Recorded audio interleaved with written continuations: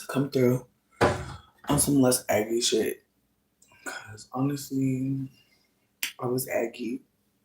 I was very aggy, but at least I did get to come back. But as I was saying in my last live, I just feel like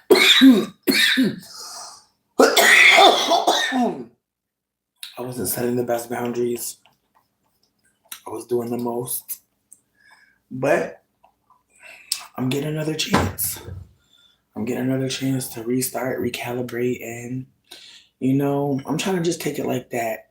Like instead of focusing on how, because that's the thing. Like I was feeling a little bit of shame about losing my job. At this point, I'm just like, bitch, like think fuck. Like again, like when you're working at a toxic ass place and you're stuck there, oh my fucking god. Yeah, we'll say that. We'll say I'm wearing a towel. We'll go with that. Anyways, but yeah, I feel like I'm probably saying it all wrong, but I don't feel shame anymore. I'm just feeling bored. I feel like that's my main feeling. Is like I want to get a job just so I have something else to do. Not for well, obviously the money, but just trying to motherfucking figure out what to do next, bitch. Because I really don't fucking know.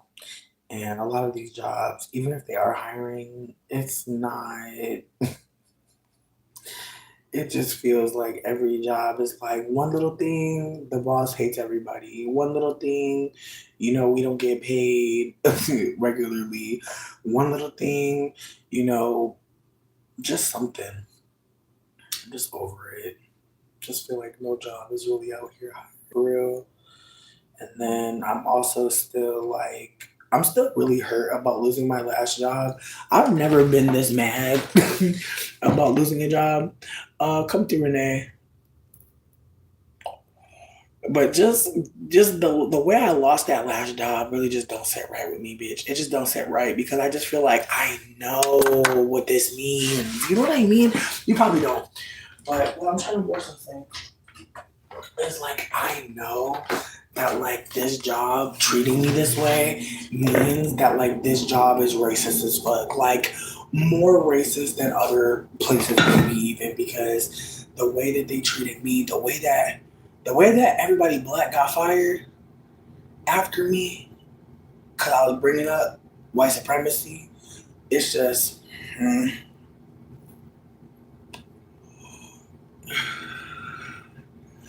I'm fucking crying. Listen, Renee, I really love all of y'all, but what I want y'all to do is for y'all to not smoke.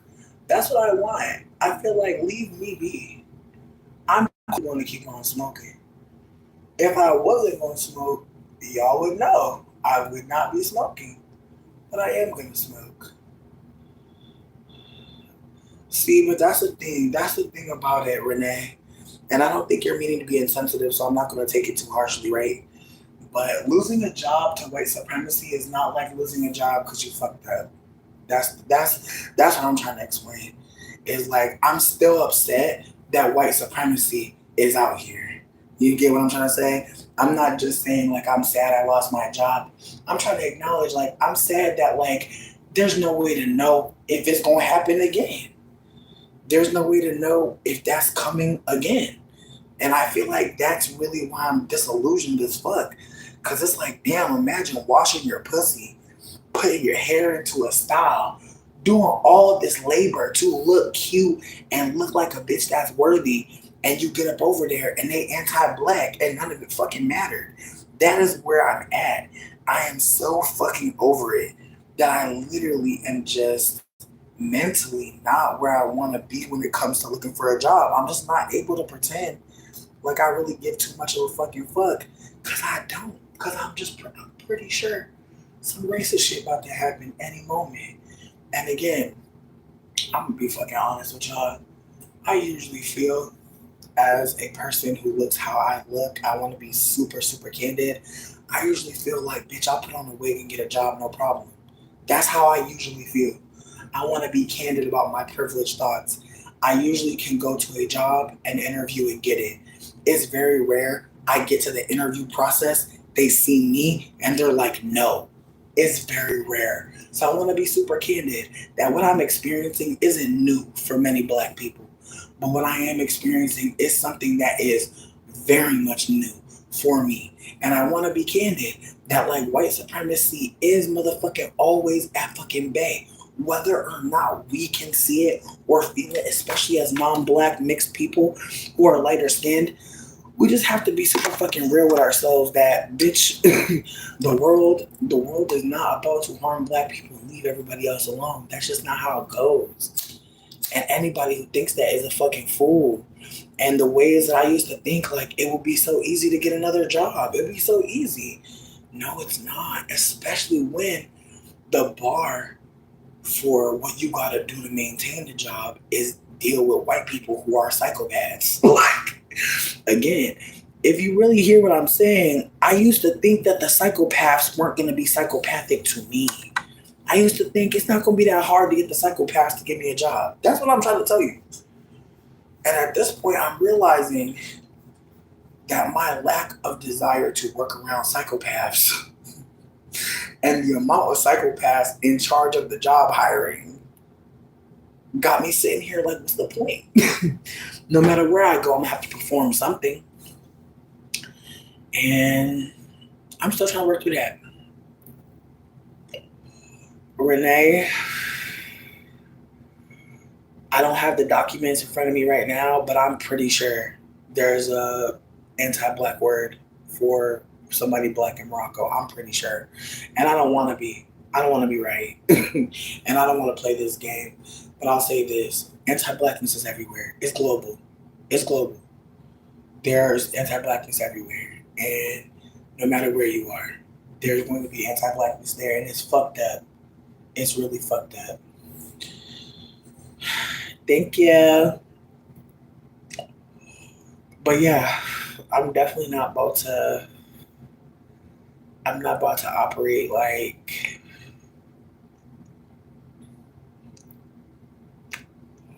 There could be a lot of black people in Morocco. There could be a lot of Africans in Morocco. African doesn't mean black, unfortunately. There are Africans that look all different types of ways. It could still be anti-black where there's black people. Again, let's not play this game, you guys. It's not fun. It's not a fun game. Let's just be candid that there's anti-blackness everywhere. There's not one place where there's no anti-blackness.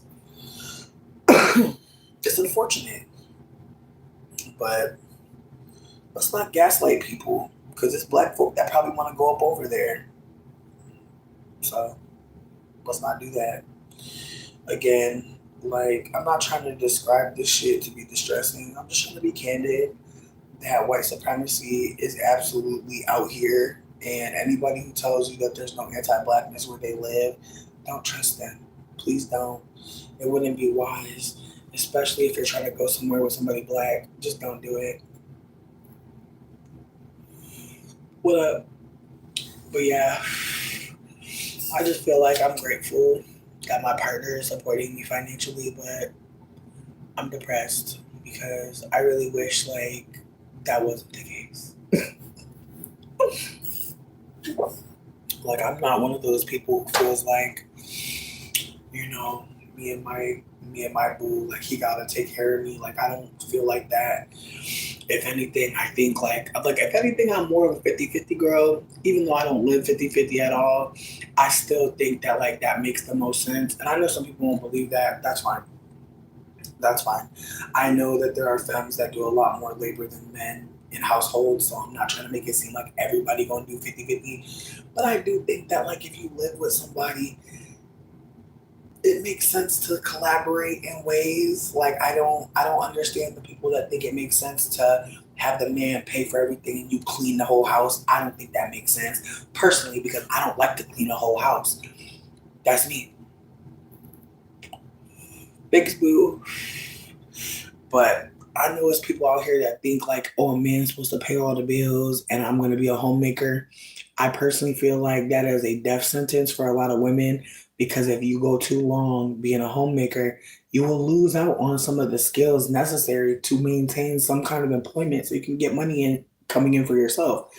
I'm not saying there's not people that know what they can do outside of dating a man to like maintain their lifestyle. I'm just trying to offer that like some of these conversations are very much ones that give like like I think that like because sex work has become so I don't want to say mainstream, but it is definitely more uplifted. I think sometimes we're listening to sex workers, we're listening to people who do sex work, and we're not listening to regular vanilla ass people. And because of that, I think that's how we truly got here. It's like most sex workers are looking to get the bag. They'll say anything, they'll do anything to get it. Please do, Nima. I would love to hear it. But people are always trying to make it seem as if like a woman's beauty or value needs to be expressed through gifts or rent.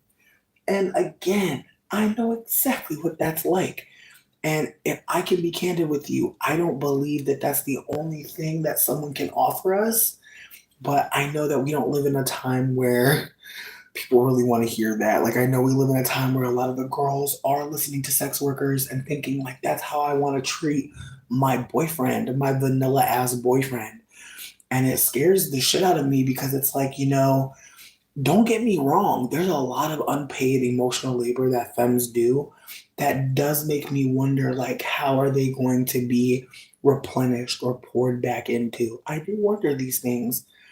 But I think that as someone who again has been with a man and has benefited from him from rent or bills or just all different types of things, I have to be candid that those men unfortunately be thinking that they own you and they own the labor that you can do in their household. And that doesn't mean that that's the truth. It doesn't mean that that's really true. It just means that that's how they're operating. And so I do worry about younger femmes thinking, like, oh, he goes to work and I take care of his home, and that is how I'm contributing. And, they may not have all the skills necessary to get back out there if they want to. I'm at a point now where it's like, I don't feel like it. Like, again, it's also winter. I know that like being able to have your own schedule, your own time to yourself, like that's great. But I definitely am the type of person that needs like a day job or something to keep me like going. And if I don't have one, it gets kind of annoying.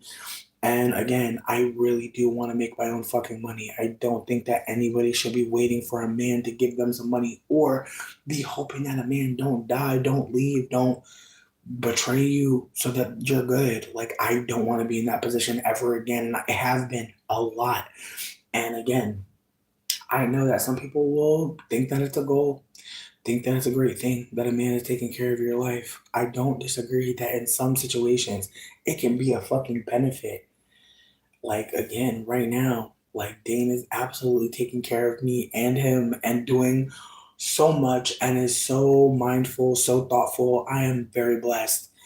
But I'm also not comfortable. And again, I never felt uncomfortable with a man taking care of me. I never felt this, but at this point, it's just like I've gone through being homeless, having to start over enough times to know if I don't have my own shit while we're together, how the fuck am I getting it when we leave? Out the mud. I don't want to be in the mud if we're broken up. I don't want to go through anymore if things are down bad. Exactly, Jason, and that's why you stopped in. I'm glad that I pushed you to comment. Appreciate that. You said your 24-year-old sis got married after 1 year together. Oh wow. Oh yikes. I mean, it sounds like she really wanted a baby. That's what I'm getting. I'm hearing she really wanted a baby. That's what you said. You told her to take out a life insurance. Oh,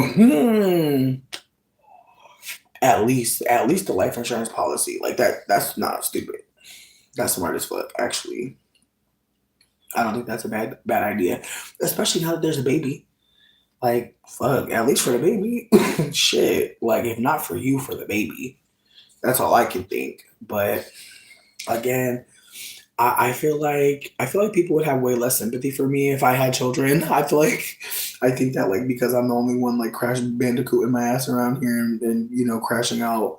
I feel like it looks Still crazy, but way more sympathetic. Once you add a baby, people be like, girl, what were you thinking? Wishing death. That is terrifying. Bitch, why you just made me think of Cheaters? Bitch, I've been watching the show Cheaters so much. Like, it's so addicting. Sometimes I'm just so in shock. I'm just like, wow, y'all really did all this? Bitch, why they had this white lady, bitch? I was about to cry. Like, this one had me really fucked up.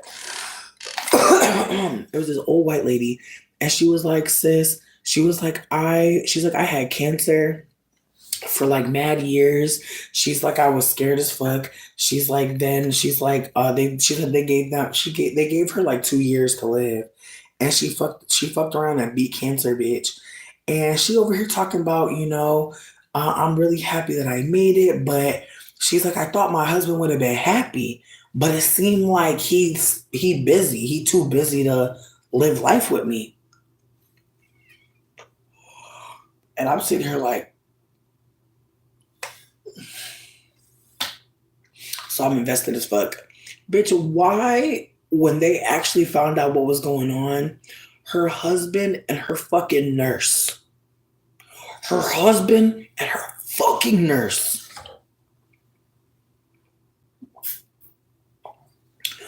and this is the part that really made me want to throw up. When the host got to the nurse, and was like, how could you do this to her? Like, you helped her get through the hardest time in her life. She thought she was going to die, and she made it.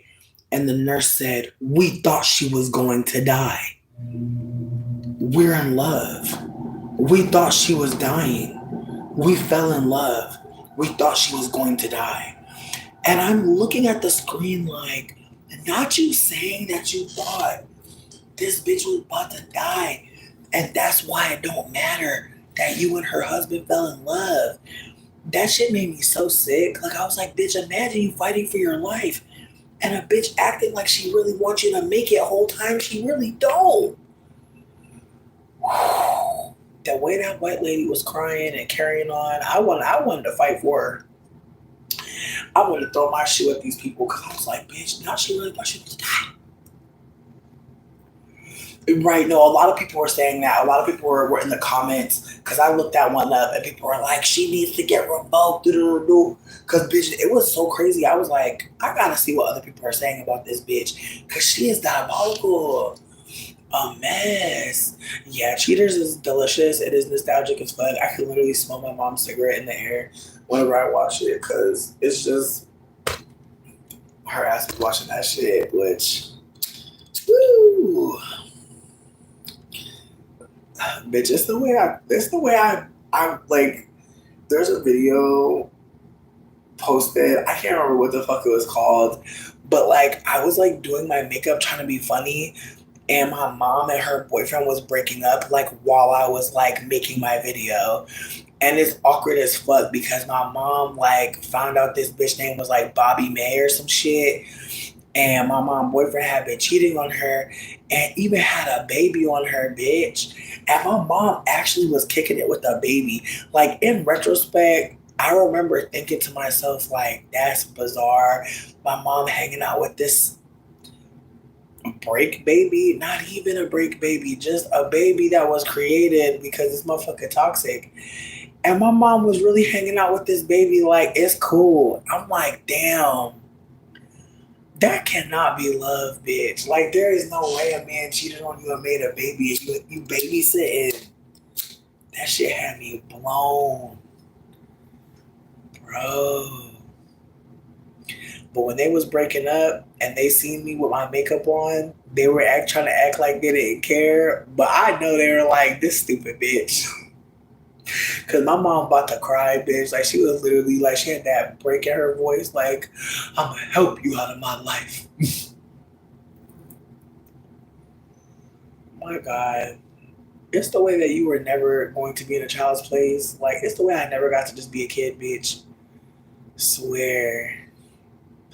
It's the way my mom tried to get me to be her coffee buddy, bitch. I'm so glad I hate coffee. I used to be like, sweetie, I can't sit here and drink this shit.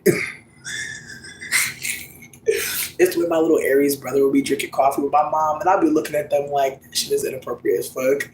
Like I used to be jealous, but now I'm like, thank fucking shit. Woo! Thank God. No, but again, it is like I have seen that like when women get sick, men will just dip on them. But it's the way they was on a boat together, like they was acting like, damn, we gotta still be sneaking, cause the bitch ain't died. It's like, why was that necessary? Whoa. I just again, it's the way people just won't break up. Just leave. Like, just leave me. Like, I'll never be mad. Well, I'll be mad probably, but I'd rather you just dip on me. Right, that's where I'm at. But no, as far as like your sister is concerned, I mean this with so much fucking love. She just gotta go through some more stuff. Like, I hate to say that. And I say that as a bitch that went through some more stuff and just was like, yeah, there's not making no sense. But she just hasn't been through enough stuff. Like I'm telling you, when that baby comes, she gonna figure out the life insurance policy for sure. Cause I feel like for some women, it's like until the baby come and they get left alone with the baby, they don't really be realizing like this is not what you would have picked. This isn't what you would have wanted to do. Like I started watching Teen Mom again, bitch, out of nowhere, and I also started watching Real Housewives of Atlanta again out of nowhere. And bitch, honestly, I'm watching Real Housewives of Atlanta, and I can't remember what season this was, but this was the season that Portia joined. This was the donkey booty season where Phaedra made a donkey booty fucking workout tape, and then fucking Kenya made one for the stallion booties. That shit was funny as fuck to me. But I'm rewatching. Also, this is like the arc where like Mimi became like really famous from the show, and she like became an actress. And I was just living for it because again, she just seemed so happy, and Greg was being so supportive, and she was accepting her grandbaby, excuse me, her glam baby. That was such a golden time in TV history. Seed to harvest, seed to harvest. Seed to harvest. Talk about that narcissistic supply. Talk about it. Ooh, yikes. I mean, I hate to say this, but you knowing that or you seeing that, it's like I'd be really wanting to send people every TikTok and every YouTube video I ever watched that like kept me safe. But I have to also hold that like some people really would be more upset. And the fact that she thinks you trying to protect the baby with the life insurance policy means that you want her husband to die. I just don't think that she gonna be able to take it from you. Like, is there a cousin, anybody that she trusts in the family for real, outside of you?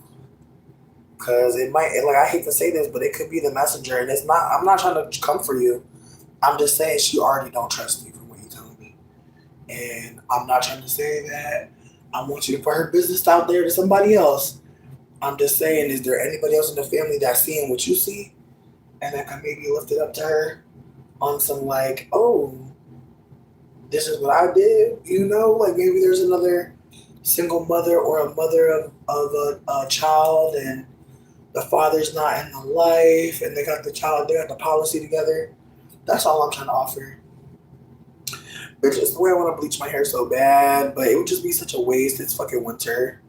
Like, might as well just leave my hair the fuck alone until it gets nice outside. But just know, just know, it's the way I want my hair to be orange, or pink or green. I literally can't call it. I think I'll have to pull it out of the hat because I'm just like, I keep on seeing myself with the orange hair, and I'm like, bitch, I want OD thick orange Marley twists, like big as fuck. Like, I want to be able to do like a tree with my Marley twist. Like, I want to be able to do like a trunk of a tree and branches and shit. And I want to put flowers in that bitch. Like, I'm literally thinking like that. But I'm like, if it's green, it could be cool. But if it was orange, though, I'm leaning more towards orange. But there's a tiny part of me that's like, baby pink. like baby pink OD big Marley locks. I just feel like I feel like I don't be seeing bitches with OD thick pink locks. I feel like I don't see that often. I feel like ginger locks, sure, but pink, not really. So just give me a moment. I'm gonna try to get my shit together for this motherfucking spring. You said, okay. Oh no. Oh, not they want grandkids. Well, I feel like that's that on that. That's that on motherfucking that, babe. Like, it's the way my mama can't wait to be a grandma. And it's just like my family not even that loving, like to be having grandbabies. Like, that's kind of weird. But you know what? My brother already got the picture with him, my mama, and my grandpa. And so that's the whole point of this. Like I have to just hold that. That's the whole point of some of these births is like somebody want to take a picture with their great grand. That's literally it. Somebody want to become a great great or a great. Right now my grandpa's a great. I don't think he's living to become a great great. No shade. Not wishing it upon him. But definitely not. Maybe 10 more years. No shade to him. Really no shade. He would ever. I really have no hate for him, but I don't fuck with him like that. Just because, again, like my grandpa, very much like one of those people who, like, I just feel like all my life he knew I was like I feel like all my life he was trying to let me know, like, magic is real, but he was also heavily insinuating that like I could be a op. Like it's very awkward. But my grandpa dead ass like looked at me one day and he was like, everybody has power, like for no reason. Like me and this man don't even talk like that. But one day he was like, everybody has power, but everybody don't lock their power in with God. And I just stared at him for a long time because I wasn't even fucking sure what the fuck he was trying to tell me. But now I feel like I still don't know what the fuck he was trying to tell me. But I think on the lowest of keys, I think he was trying to tell me like magic is real, period. And some people use their magic energy to fuck with Jesus. And in some ways, I can see that. Definitely can see that.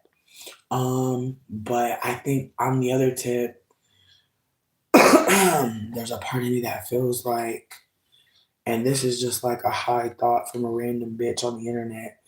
But I feel like, pouring into things give it power.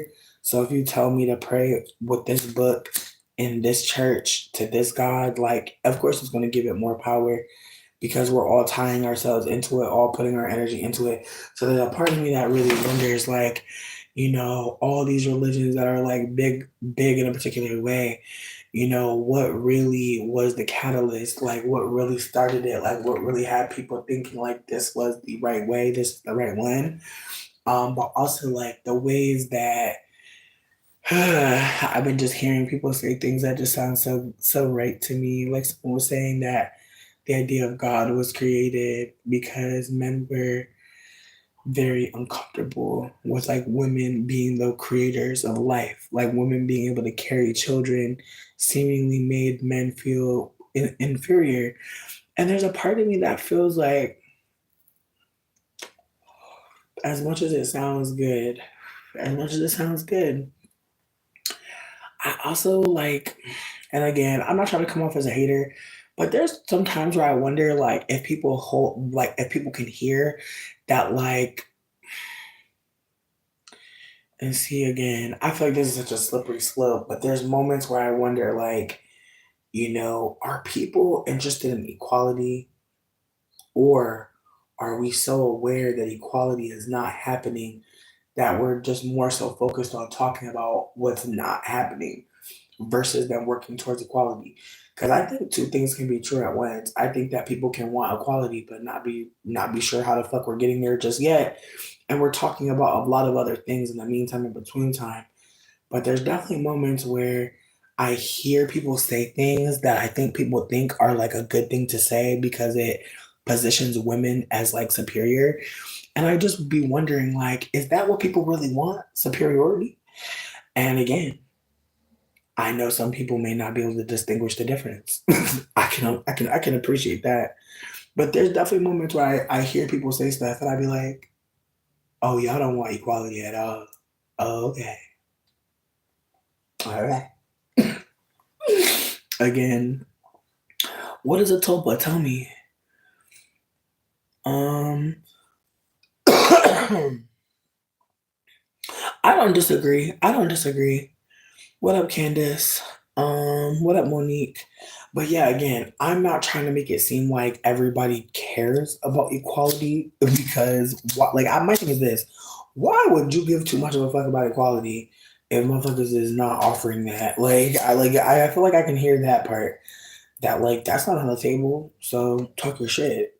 But there are times where I do hear people say things and I'd be wondering like when people are like, oh, men are jealous of women that women can carry life, that women are the gatekeepers of life. And it's like, is that why they created it? Is that really why? I'm not saying that can't be why. I'm just saying there's no other reasons, for them creating supremacy in their name. Like there's times where I'm just like, can it be fear? Like there's times where I think like that's what we're dealing with more than anything, fear and shame. But I think that's the thing about supremacy is like, does it matter that the person who's saying that they're more superior is afraid of you and ashamed of themselves? Does that really matter to the oppressed? I can understand why it doesn't.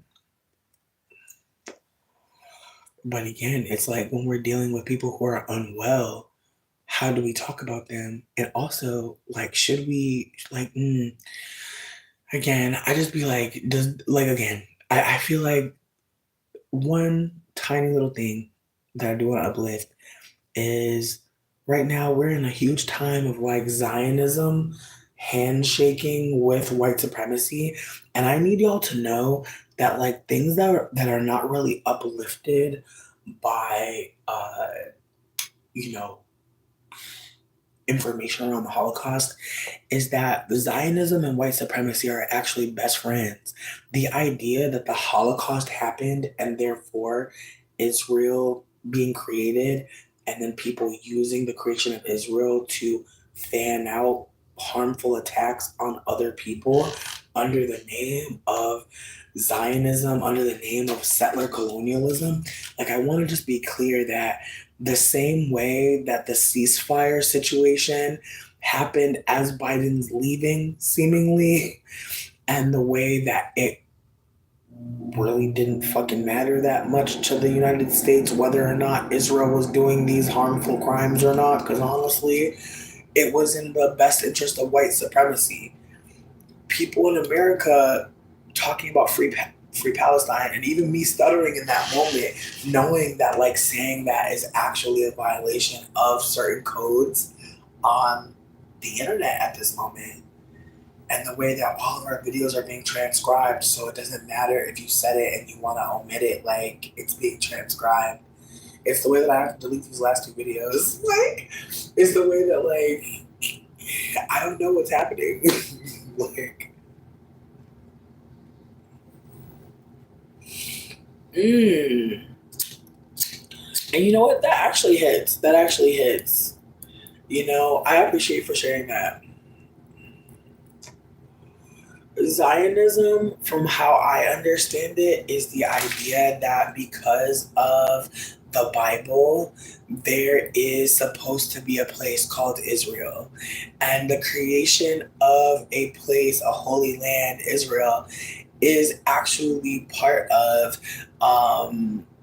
again, using the Bible to create something that did not exist. So again, the idea that someone wrote the Bible based on what was really happening is insane. But also the idea that someone wrote the Bible and is used, and now there's a group of people using the Bible as a means to colonize. Like there's a reason why white supremacy in America, why there's a reason why America is Christian, it's on the money, as in there were witch hunts and witch trials here. There's a reason why Christianity fits in so well with white supremacy, because the idea that there's a chosen land, fine. America's cool. America's like, you know what? It says in the sand, in the desert, there's a place called Israel. Go ahead. Go ahead. Build it. We don't give a fuck because it doesn't bother us. And honestly, if you do that over there and you're colonizing, it actually gives us a lot more credence. Like, it actually makes us look like pretty normal because you're doing it too. We're all doing it. So again, Dreamy Bull, have you heard of them? I don't know who that is. I'm down to turn my TV on though and like type in their shit. But you're asking if you think they'll make a comeback. I am really not sure who they are at all. But if you give me some information, no, you're super good. See, and that's the thing. Like Zionism, like being a Zionist, in my honest opinion, is like the idea that like it's kind of like being like a white supremacist in America. Like there are people in America who believe like America is supposed to exist, and therefore, if America was to bomb somewhere, let's say Greenland, and decide to take it, there are people in America who are like manifest destiny. This is a part of the plan. This is a part of being America. Whereas people in Israel are like, yeah, we're supposed to protect Israel, but for some reason that means create a state based on the Bible, which means displace people. And so, with that being said, like, there's this idea that, like, Israel or people from Israel or the state of Israel is the most powerful. And so, the fights happening in Gaza, that's about land, that's about occupation. The more they harm Palestinians, the less Palestinians are in their way. And so, with that also being said, white supremacy is like, oh, colonizers, awesome, loving it, obsessed. Because America does the same shit. America and Israel are actually aligned. That's why the ceasefire, as Biden is like getting wheeled to his old folks' home, is low key hilarious because it's like, what's that? Like 7 days before Trump comes in and doesn't give a fuck. And like, again, if America had the power to stop the ceasefire, which I mean, in ways they do, but again, it's not in their best interest to stop the ceasefire because they like what the ceasefire, or rather, they like what Israel's doing. If they didn't like what Israel was doing, they would have been did something. But it's the way that America do not give one fuck about what's happening. And because they don't give one fuck, they're not going to act like they do. They're not going to act like they fucking do. Like, it's the way America, like, will pop out with a fucking press release about anything. They'll tell us anything. But will they tell us about what's going on in Palestine? Fuck no, bitch. All these damn news coverages about all types of silly ass shit. They're not talking a damn word about it. I haven't heard ceasefire in a second either. All day, it ain't even been about that. But yeah, apparently a lot of Trump voters are getting upset because they're realizing they're about to lose their Social Security, girl. Ooh, it's the way this white man is really making sure he got all the money he needs to do what he gotta do. And the thing is, he a Gemini, and he's such a vain person that there's a part of me that feels like he cutting all these things just to make it seem like he is that bitch. Like, that's what stresses me out. And I feel like he not even really trying I feel like he gonna do a couple crimes. He gonna do a couple shady things. But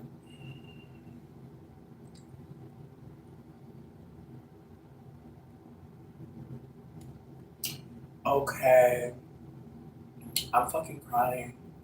Okay, so Dreamy Bull is apparently a black YouTuber. Wow, there's a rise and fall documentary.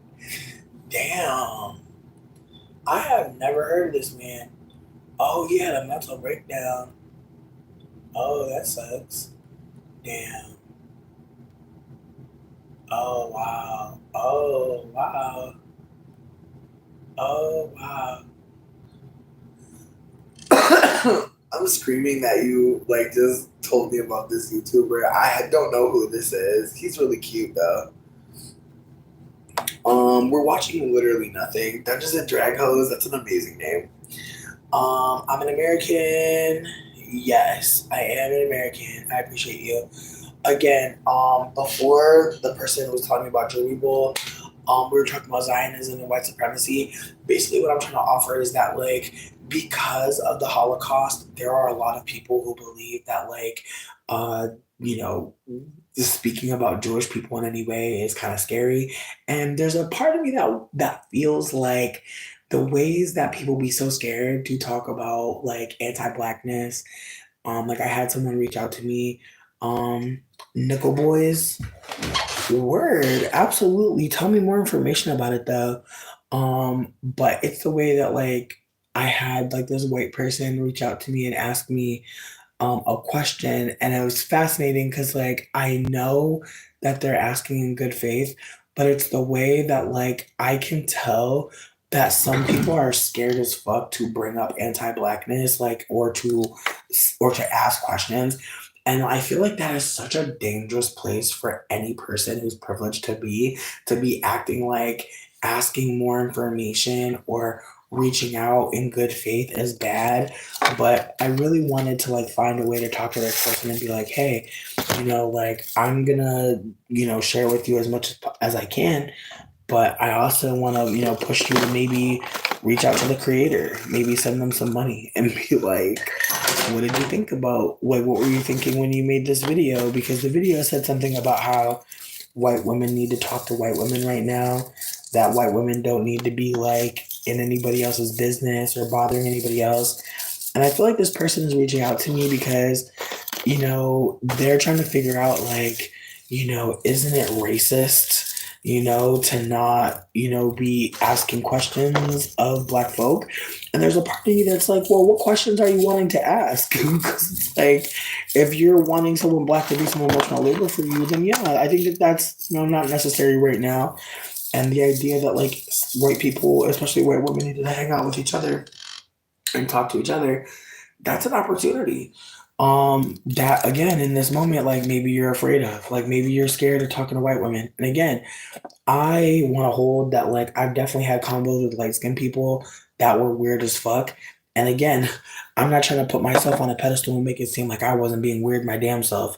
What I'm trying to offer though is that there have been moments where I thought like, oh, me and this light skinned person, like we might be able to have a good conversation, or they're saying something wayward and maybe I'll be able to get through to them. And then in the middle of the conversation, like they just start doubling down on how anti-black they are, or they'll say something bizarre like, you know, I'm I'm not, like, just because I'm light skinned doesn't mean do do do do. Like they'll just try to gaslight me in a particular way, and I'll have to be like, oh sis, like that's not necessary. And again, I'm trying not to talk down to people who are like in my community because that doesn't help anything. But I'm also trying to consider how I use what I'm trying to do to talk to her. Because again, there's moments where I'll talk to other light skinned people and I'll be like, damn, hmm. Like I'll just notice things that I might have said before, things I might have thought, and I'll try to talk to them, and then they'll maybe be hostile towards me, or they'll tell me that I'm ashamed to be light skinned. And I've had that happen to me a couple times. I had a couple people tell me that like I'm ashamed to be light skinned, or I'm ashamed of being a light skinned person. And it's like, how did you get there? They never tell me. Again, I'm trying to get as much information as I can. But when a light skinned person tells me that, usually they're shutting down. And so I'm trying my best to like talk to as many light skinned people as I can before we shut down, just to kind of be like, hey, what was your thought process? Because again, like I'm not there anymore, so I'm not thinking this way. Not even saying that I ever was thinking this way, but I think again, there's layers to how us light skinned people be moving. So there's definitely moments where I'm like, this might be a waste of my time, or it might actually be more dangerous than I think. And that happened to me before. I talked about this. Like I told a bunch of white people that it can be dangerous to be kind to white people, and next thing you know, I'm getting blocked and permabanned. And it was really interesting because it's like, wow, like, in the middle of me telling them that safety isn't real and that we actually have to connect with each other to feel safe, they were like, nah, actually, bitch, you're not fucking safe ever. Even when you think like you can tell like some people that do not make you feel comfortable, I'm unsafe. Like, even then, you are fucking not good. I'm like, all right, I'm just having to hold that that's the case, that I can't open my mouth all the time. I'm still gonna try, But there's definitely moments where I'm realizing, like, oh, like I should shut the fuck up. All right, you said Nickel Boys trailer. It came out 4 months ago. Ooh, that's exciting.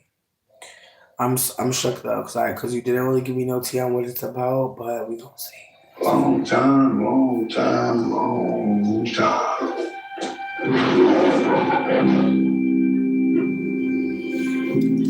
Absolutely. That's the hell. You doing great. I don't know where though. What happened after that one kid? You sang a little time. You don't remember? Remember what? You really don't remember. I feel like I've been in that bar before. I don't know what more you want me to remember.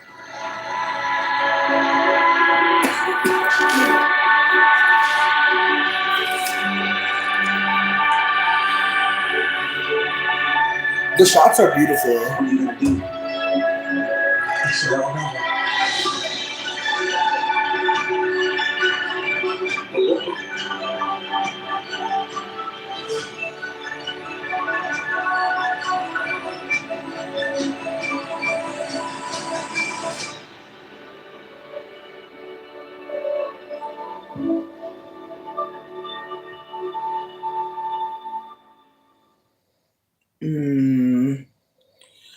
I mean, here's the thing. Andy, you got me fucking dead. Candace, I appreciate your candor. I do not. Hello, my name is Romel Ross. I am a camera operator. Sidebar, I still don't know what the Nickel Boys is about, but I'm kind of glad I don't. It piqued my interest though. I appreciate you for that, truly. Like, just thank you for uplifting this to me because the shots are gorgeous. But Candace, nah, I like that you said what you said because again, it's going to take folks like breaking out of programming, like you getting hated on, seemingly, for asking questions. My question is this: how do you ask questions? Like, are you aware of how you're asking? Because that's something that I don't see enough of. I don't see enough people aware of how they're bringing up something, or I don't see enough people acknowledging how they're broaching something that could be a sensitive topic. So that's what I'm trying to offer to you: is that if you think that people are hating on you, it could really be that people are just maybe tired of talking about this particular thing.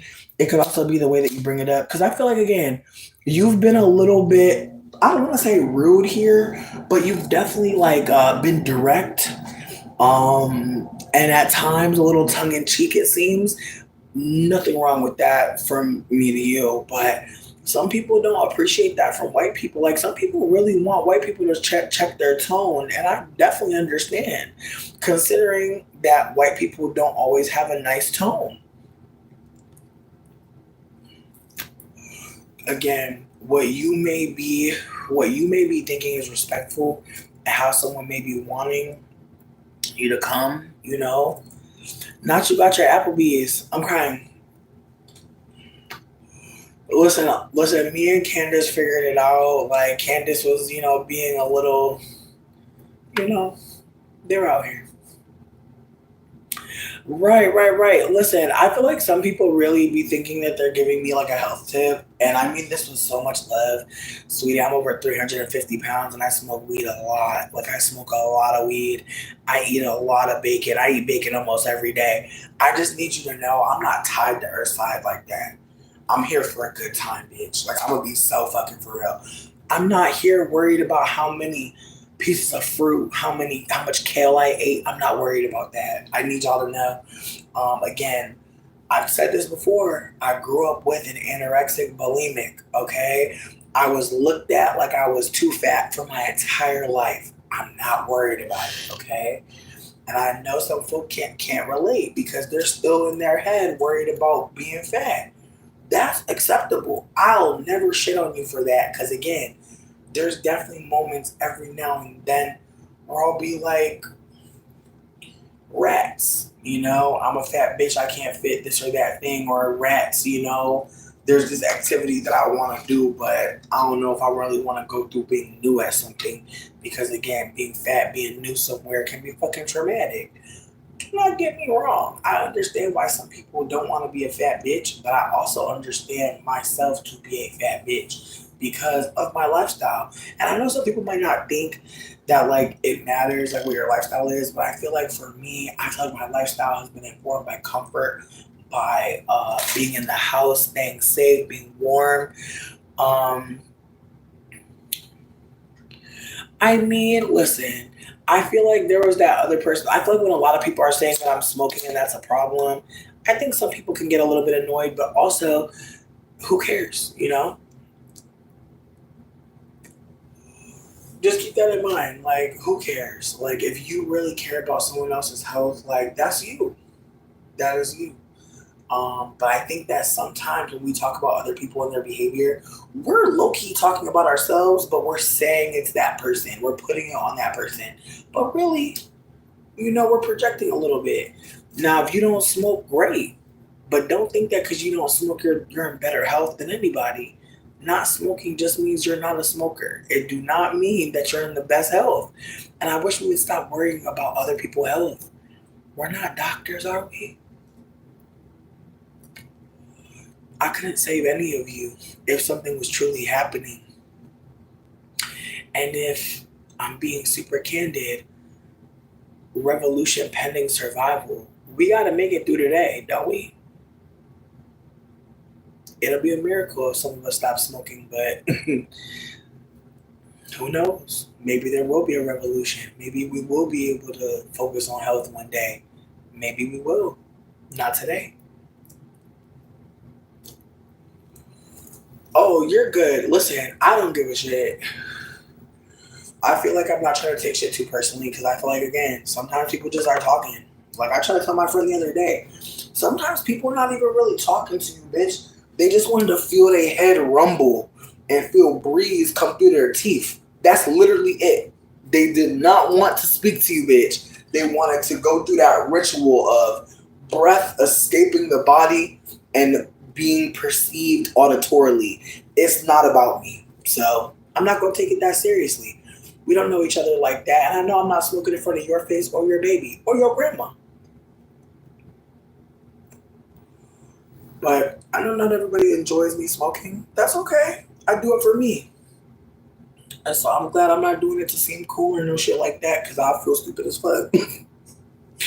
But I genuinely do be needing to smoke every now and then. And I do. Anyways, though, I just want to say thanks for listening to me fucking rambling rant today because today was feeling like one of those days. Just one of those days. Don't take it personal. I know.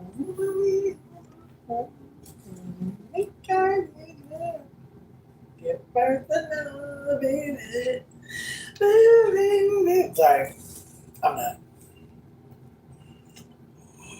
Listen, I am not strong. I'm not strong. I'm not strong at all. I'm a fool. I'm a fool. And I feel like I prefer to laugh at this shit. Because like I said, I'm not that attached to being here. I want y'all to know at my funeral, I want y'all to play Sean Paul.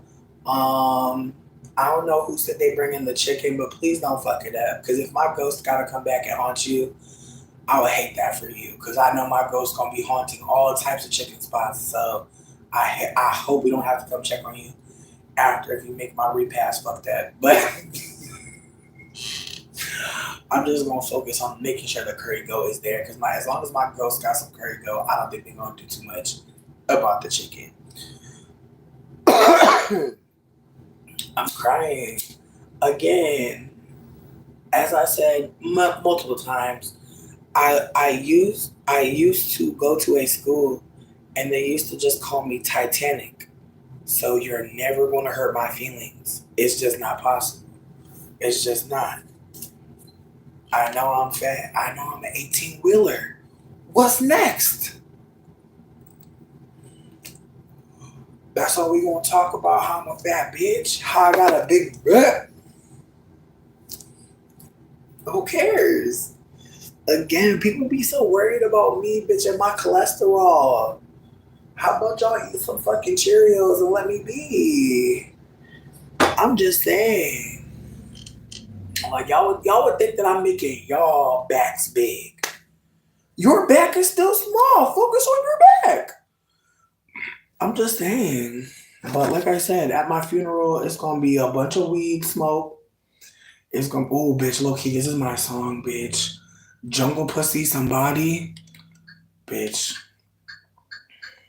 I gotta play a little. I just gotta play a little just to clear the energy, bitch.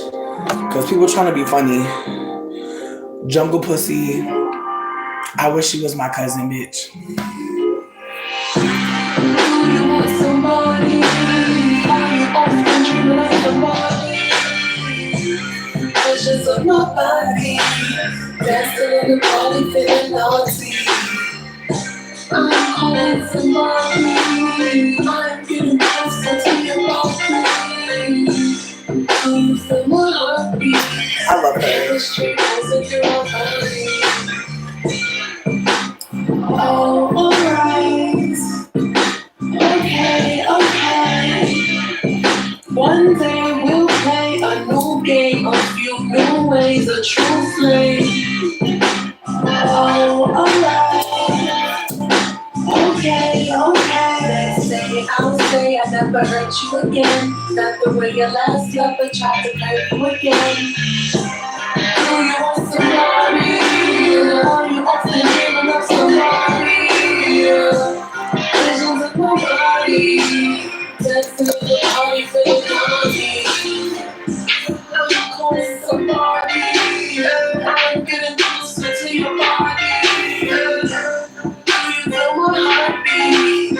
Chemistry pulsing through our body. I wish upon a star for an afternoon with you. To kiss above the stars inside of the air balloon. My lover black dog when I fly for you. A crush of purple dust that's in the sky for you. From a hush to full discussions about that ass for you. When I'm cuffing, no discussing what that ass for you. With the pass on you, make it last. Cause I usually don't do this, but I do it for you. I gotta freeze it, but heart so cold, they got no feelings. So now I'm leaving, trying to get beside me, you don't need it. Do you want somebody? Are you often dreaming of somebody? Visions of my body, dancing in the party for the party. I'm calling somebody. Bitch! Listen, I love her so much. I just wish that MTV played music videos of bitches that I love, cause I just wanna fucking cry, bitch. Bitch, Whisper? Bitch! It's called Somebody by Jungle Pussy. This song is called Whisper. I feel like this song was really popular like 2 years ago. I could be wrong. 3 years ago.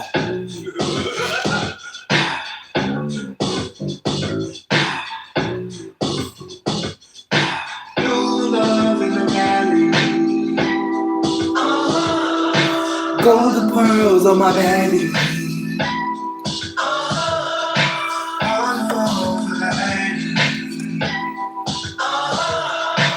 Blue eyes fresh out the bag.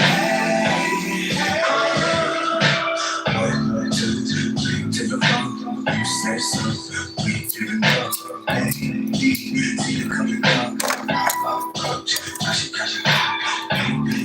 She letting out the sound. Cameras on, let the moment take a hold. Irish British curves on the golden rabbit hole. Waiting for your nerves, then the things that you know. No, she won't my love. Duran really kills it. Oh.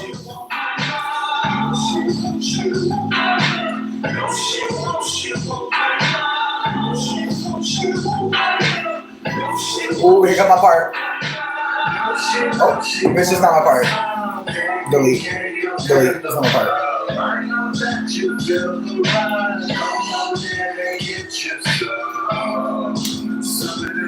love. Some of this good love. I know what you're here for. Some of this good love.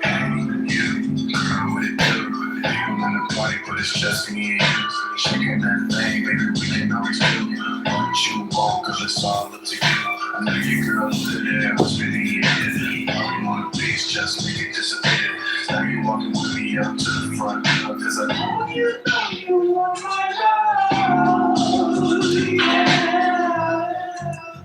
Yeah, yeah. She won't my love. She won't my love. She won't my love. No, she won't my love. She won't my love. No, she won't I wish I could be in this song.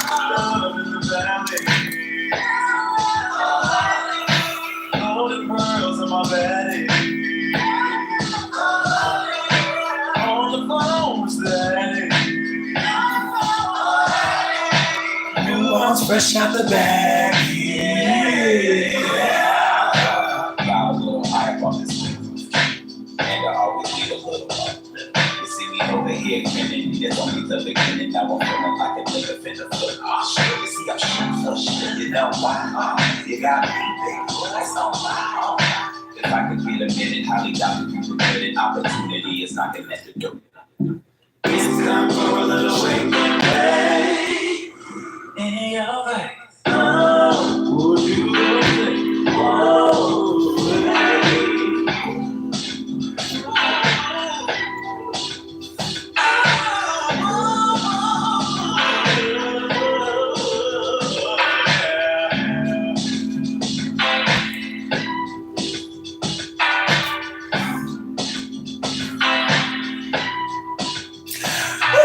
This song, it always feels better. I'm so grateful. I'm so grateful, bitch. Low key though, since you're trapped here with me, I'm just gonna put on Duran's Tiny Desk because honestly, bitch, it's the best one. Oh, I appreciate you, Candace. I did like some Aussie Moist conditioner, some shea butter, some rose water. Ooh. The not so quiet storm, and your favorite cousin on your daddy's side. It's a bunch of shea butter in here. My band tithe and offering. Bitch, Yeah, listen. Duran Bernard's Tiny Desk. Amazing. Talk. Amazing. Frank Mocha. Amazing. We got Buddha on bass. And my homies, also known as Zoe, La Cienega Boulevard and Felix. And I'm so grateful to be here. We got some songs to be out. I'm ready to groove. This bitch. Yeah. Thank you. So y'all.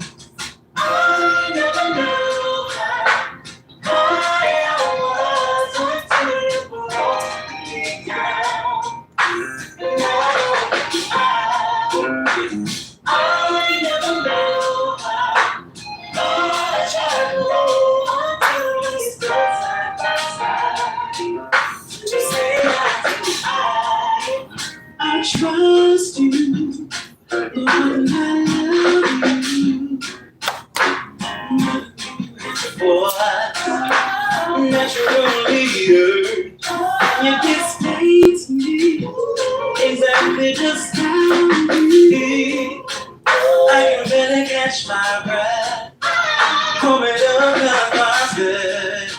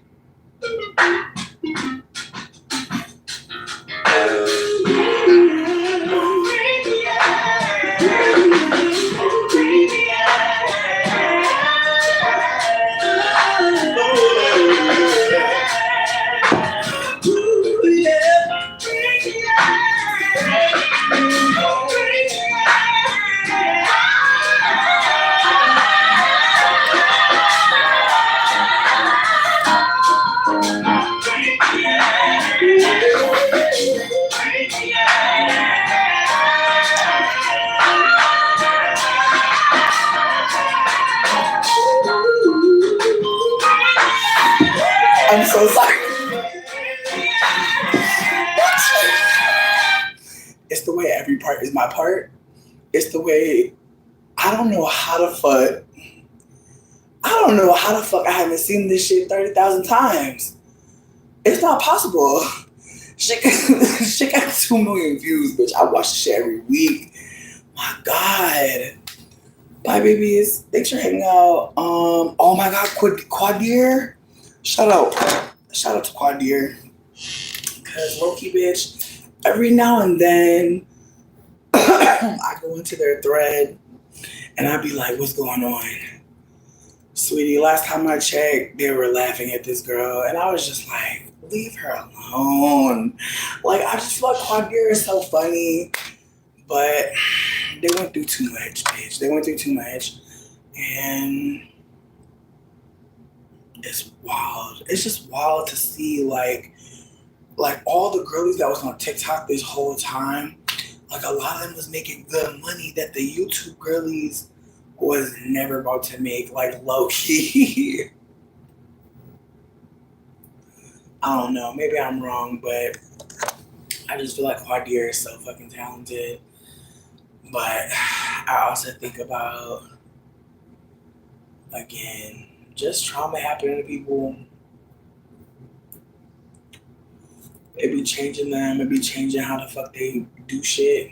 And people just don't understand them no more. But I'm glad to hear they put out new music, bitch, because honestly, I know that they're talented as fuck, but you can have talent, bitch, let you go do something. And then people be looking at you like you're stupid. That's the shit that bothers me. It's like when you're going through trauma and people are like, why aren't you doing this thing that's going to make you some money? If they could, they would.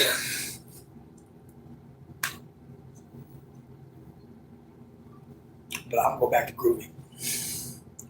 Thank you. Bitch. Cool beans. I love to hear that. I love to hear that so much. Word. And same. Honestly, I feel like that's pretty much what I was trying to say about putting on that wig. Like, it just didn't feel like me no more. And don't get me wrong, bitch. I feel like I've been wanting to get a wig recently. Like, there's just been a part of me that's like, get a wig. You can just put it on your head. It'll be so easy. And it's like, no, it wouldn't. Like, in my mind, I'm like, bitch, I might as well just get a protective style. If I'm going to do anything, why put a wig on my head? And then also just the way that I already have, like, edge damage. It's like, bitch, I can't even dream of doing it again. Like, it just, like, anything I did in the past, I can't even dream of it. Like, it's the way I was locked into doing something to my hair that wasn't helping it grow or feel good, nothing. And it's the way now I'm so protective over my hair because it's like, I actually really like this bitch, you know? Bitch, I just did a little cut too. Like, I cut like a ½ inch off this shit and it feels great. Like, it's the way that I be getting so excited to cut my hair. I want to bleach it though, I'm going to be real with you. I'm definitely going to bleach it at some point. I want to dye it either pink, green, or orange. I don't know which one to do, but no matter what I do, my plan is I want like OD gigantic, like Marley twists. Just because, bitch, I want big ass hair. But my plan is to try to keep it in for 8 weeks. I'm going to try to keep it in for 8 weeks. Only, not longer, but I'm trying to do something for winter. Like I said, I'm not doing shit to my hair till when I take my hair out. I took my hair out in like fucking December. Yeah, I can't do shit to my hair till like February, bitch, like the middle of February. Because again, I'm trying to just remind myself, like, any amount of time I take away from my hair, me being with it, I need to do that. Like, when I put my hair away, hide my hair, I need to like let it live just as long, like in the sunshine, in the day to day. And that's just something I'm trying to do for me. I've definitely been the type to leave my hair in a protective style. Then as soon as I take off a protective style, I'm putting on a wig. And that sucks for me. Because I'm over here trying to like keep continuity. I got red braids, then I get a red wig. It's like, no, like my natural hair is a part of me. Like it exists. I don't want to have to reveal that I have natural hair. Friend. I'm just glad you feel comfortable to talk about this because, again, as I said before, I don't want to say that I was ever looking at my hair in the mirror like I hate you, but I didn't have to do that. Like the things I was doing to avoid having to wear my natural hair, the things I was doing to make sure I was always in a wig or some a protective style. Like it was communicating that I wasn't comfortable with wearing my natural hair. And again, I definitely want to get more comfortable with just treating my hair good. Not necessarily trying to do too much to it to like stress it the fuck out, but I'm definitely trying to like remind my hair like after I wash you, I'm going to style you. Like I'm going to do something for you. I'm going to protect you at night. Like I'm going to make sure that like the humidity in my apartment is the right type of humidity we need to keep you feeling juicy.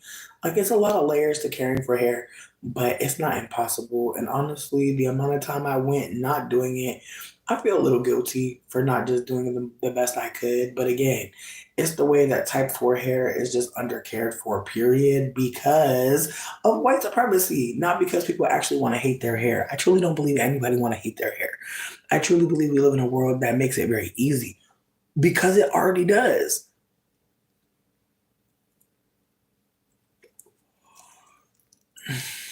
Mm, that is hard. That is hard. Mm. Have you thought about a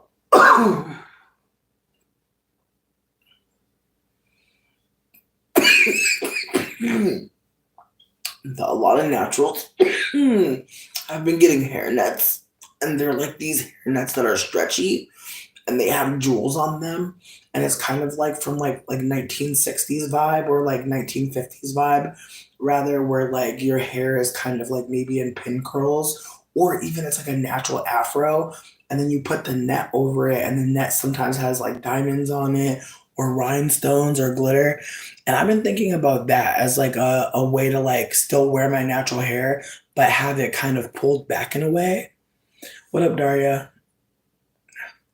Megan, what's up? I'm crying. What is happening?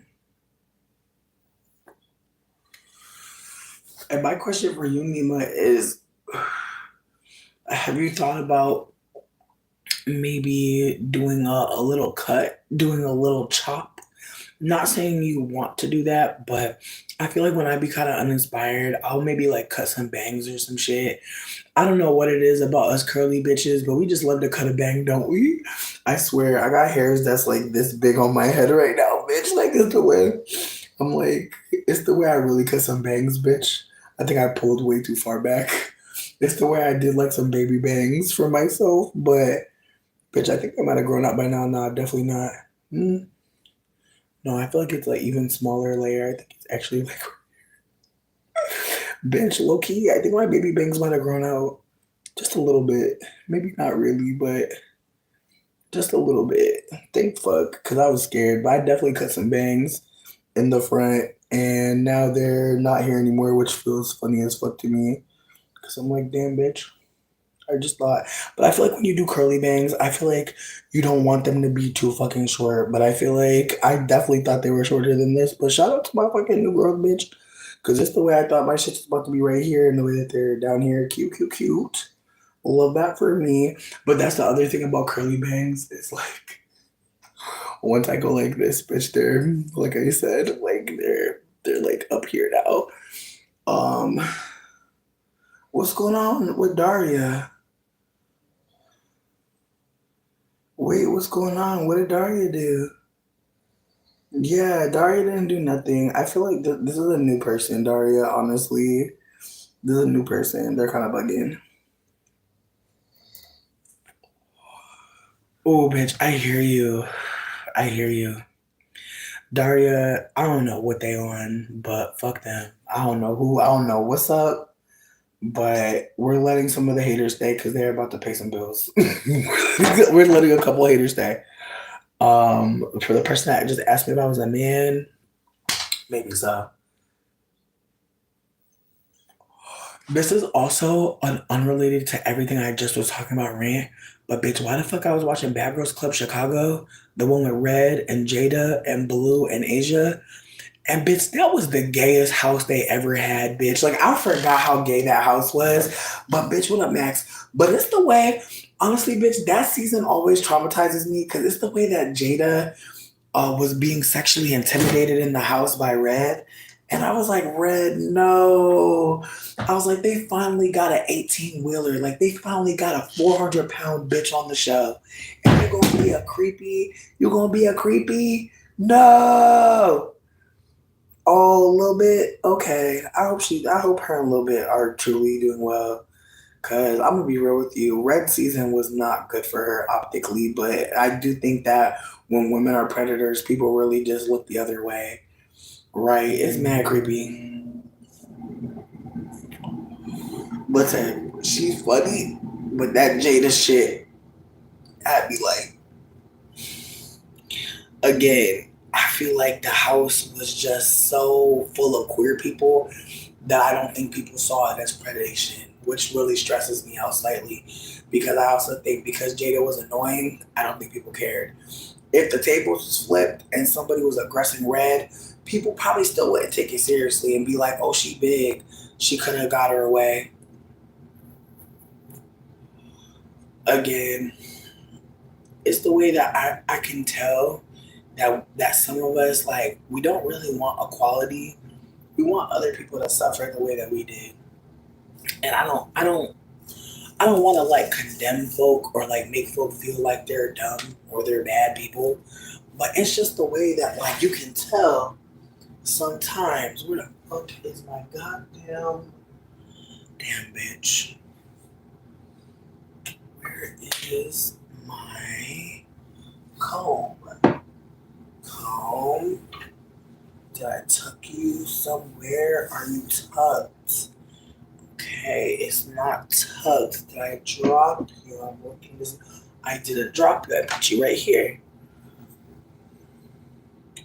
Oh no, I'm fat as hell. That's true. Anything else? Anything else? Did you just come here to see the fat bitch? That's okay if you did. We like visitors. Like, again, I really do not mind being a fat bitch. I really don't mind, you guys. You're not gonna hurt my feelings. It's okay. I know it's the end of times. I know that's all we got is going live, right? Most of us can't afford the new Netflix. Netflix got a new poverty class. I know some of y'all know about that. Netflix is like, listen, bitch, you didn't pay enough to not watch these ads.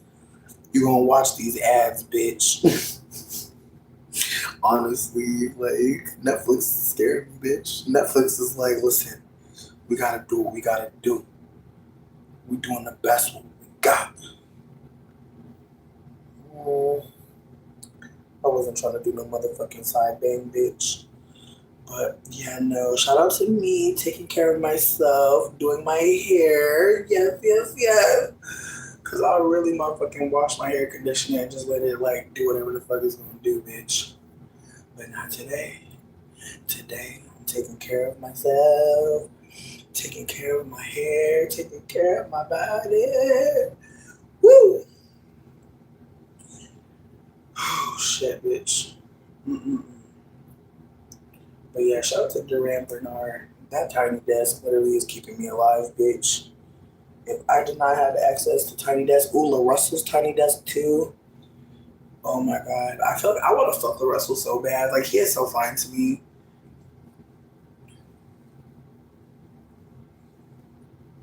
No, Netflix literally is like, y'all are broke. Like, Netflix like literally hates everybody. It's so tragic to see this girl. Woo. Bitch, also, did y'all see fucking Target? Target said, black people, just so y'all know, we don't care. Like, Target popped out. That's funny as fuck. I haven't gone to Target in a minute, bitch. I just been feeling like Target a little bit too high for my blood. But now they told me they told me that they a little bit too racist for my blood. So it's unfortunate, but good God.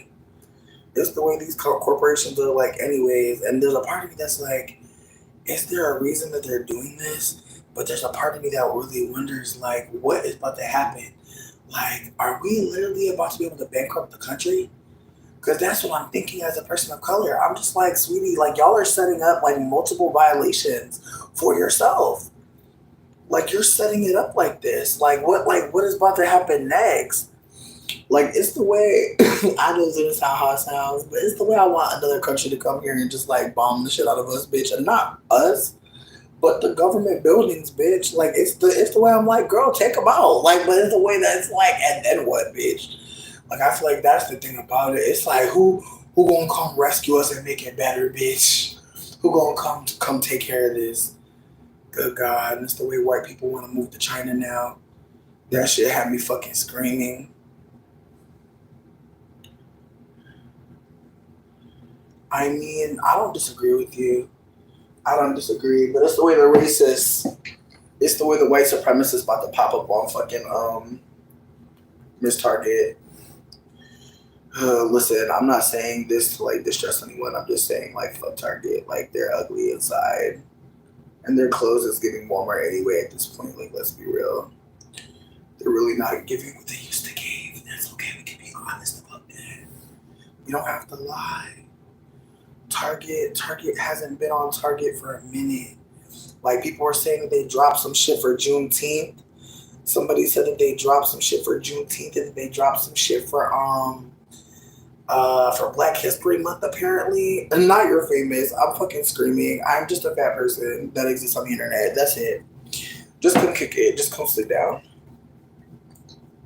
But nah, it's the way Target has not been really doing anything. Target really hasn't been doing anything. Really hasn't been giving me a damn thing. I mean, who knows? Who knows?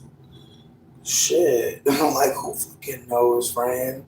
It's a lot of shit I think will come back that we probably been missing for a while, because shit, it feels about that fucking time, you know?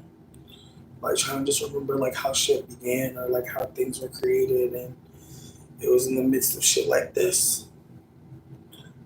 No, I'm just a regular person, you know? I'm just a regular person, but I'm glad you're kicking it, Elijah. I hope you're having a good day.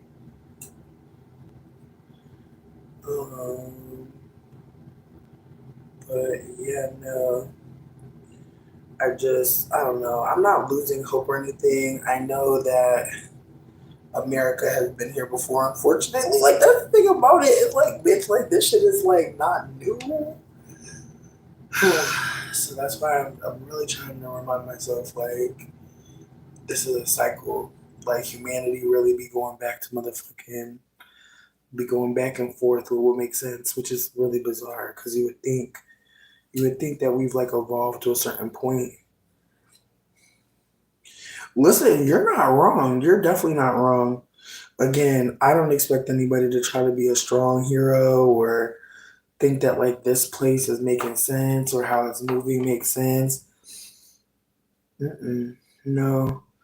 As I said though, like, I'm over here talking about expatting to Jamaica off my dad's birth certificate, and it's like, bitch, and do what? Like, I also have to hold that like some of us are like thinking about leaving America, and wherever we're gonna go is gonna displace other people. And I was not thinking about it like that. I was really not thinking about what it would look like to move to Jamaica. I really wasn't. Cool. Also, this is unrelated to everything. Also, but I watched that episode of Real Housewives where all of the older women were trying to tell Portia that her marriage sounded very controlling. And it was just very fascinating to watch it over again, because like Portia was so young, and the way that she was trying to be respectful and the way that she was so silly. Like, she just was just a very silly person and was always saying some off ass shit that was just kind of like, what the hell? And again, it's just the way that like she was young as fuck, and there's all these older women on this show who are trying to give her good advice, but when you're young, you just can't accept it. Like, it's so funny. But when you're younger, you really want to believe that like what you know is enough and that you'll pick it up along the way. And it's like, bitch, some people are trying to make it easier for you. Like that's one thing that I've learned about some elders. Like they're really trying to like not make you suffer. Charlie, I just need you to know you're spending a lot of energy on someone that you're trying to make fun of.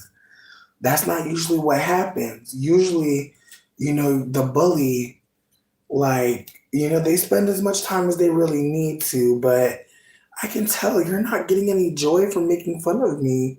Could it be that, you might just need a bigger dopamine hit than being rude to someone on the internet that you don't know? Might be time to just, maybe smoke some weed, have a drink, eat a snack, take a nap. All those things are options. They're all possible for you. But if you think I'm gonna give a fuck, I'm never going to, Charlie. I promise you. I'm crying. I'm crying. Here's the thing. I'm trying not to remember a lot of these people because they want to be main characters very badly. No, clearly, again, I go on lives all the time. You only act this unhinged when you really need a lot of energy and attention, and that's fine.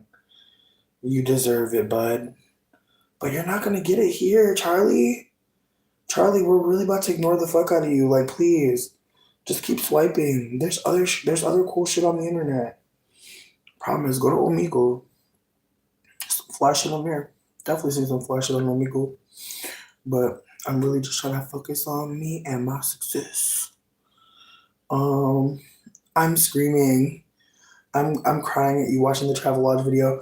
Babes, it's the way I watched that video recently myself, and I was literally screaming the whole time because I was like, bro, this man really tried to trick me. He really tried to get me to pay for his Travelodge.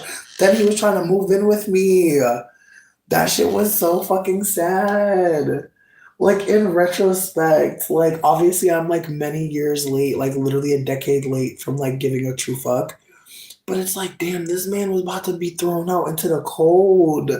And granted, we was out here, but fuck.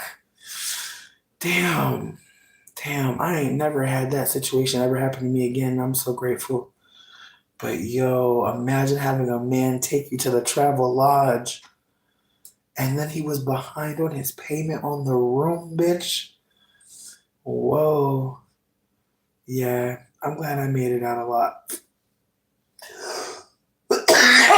The way I would have felt fucking crazy. Like, because that's another thing too. Like, me and my ex still lived together at that point. And if I would have brought that man to my home, that would have been fucking crazy. Thank you. Yeah, no, I can't believe that I almost did that. Like, I can't believe that I almost was, like, stuck with a random man. Dane got this random candy from this store, and he ate it. It sounded really crunchy, and it kind of scared me.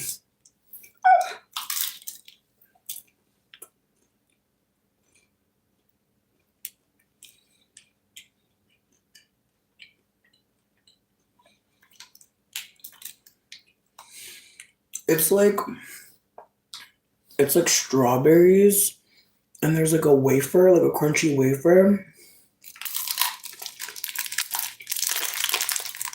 It's called Bono Bon. I got it from this,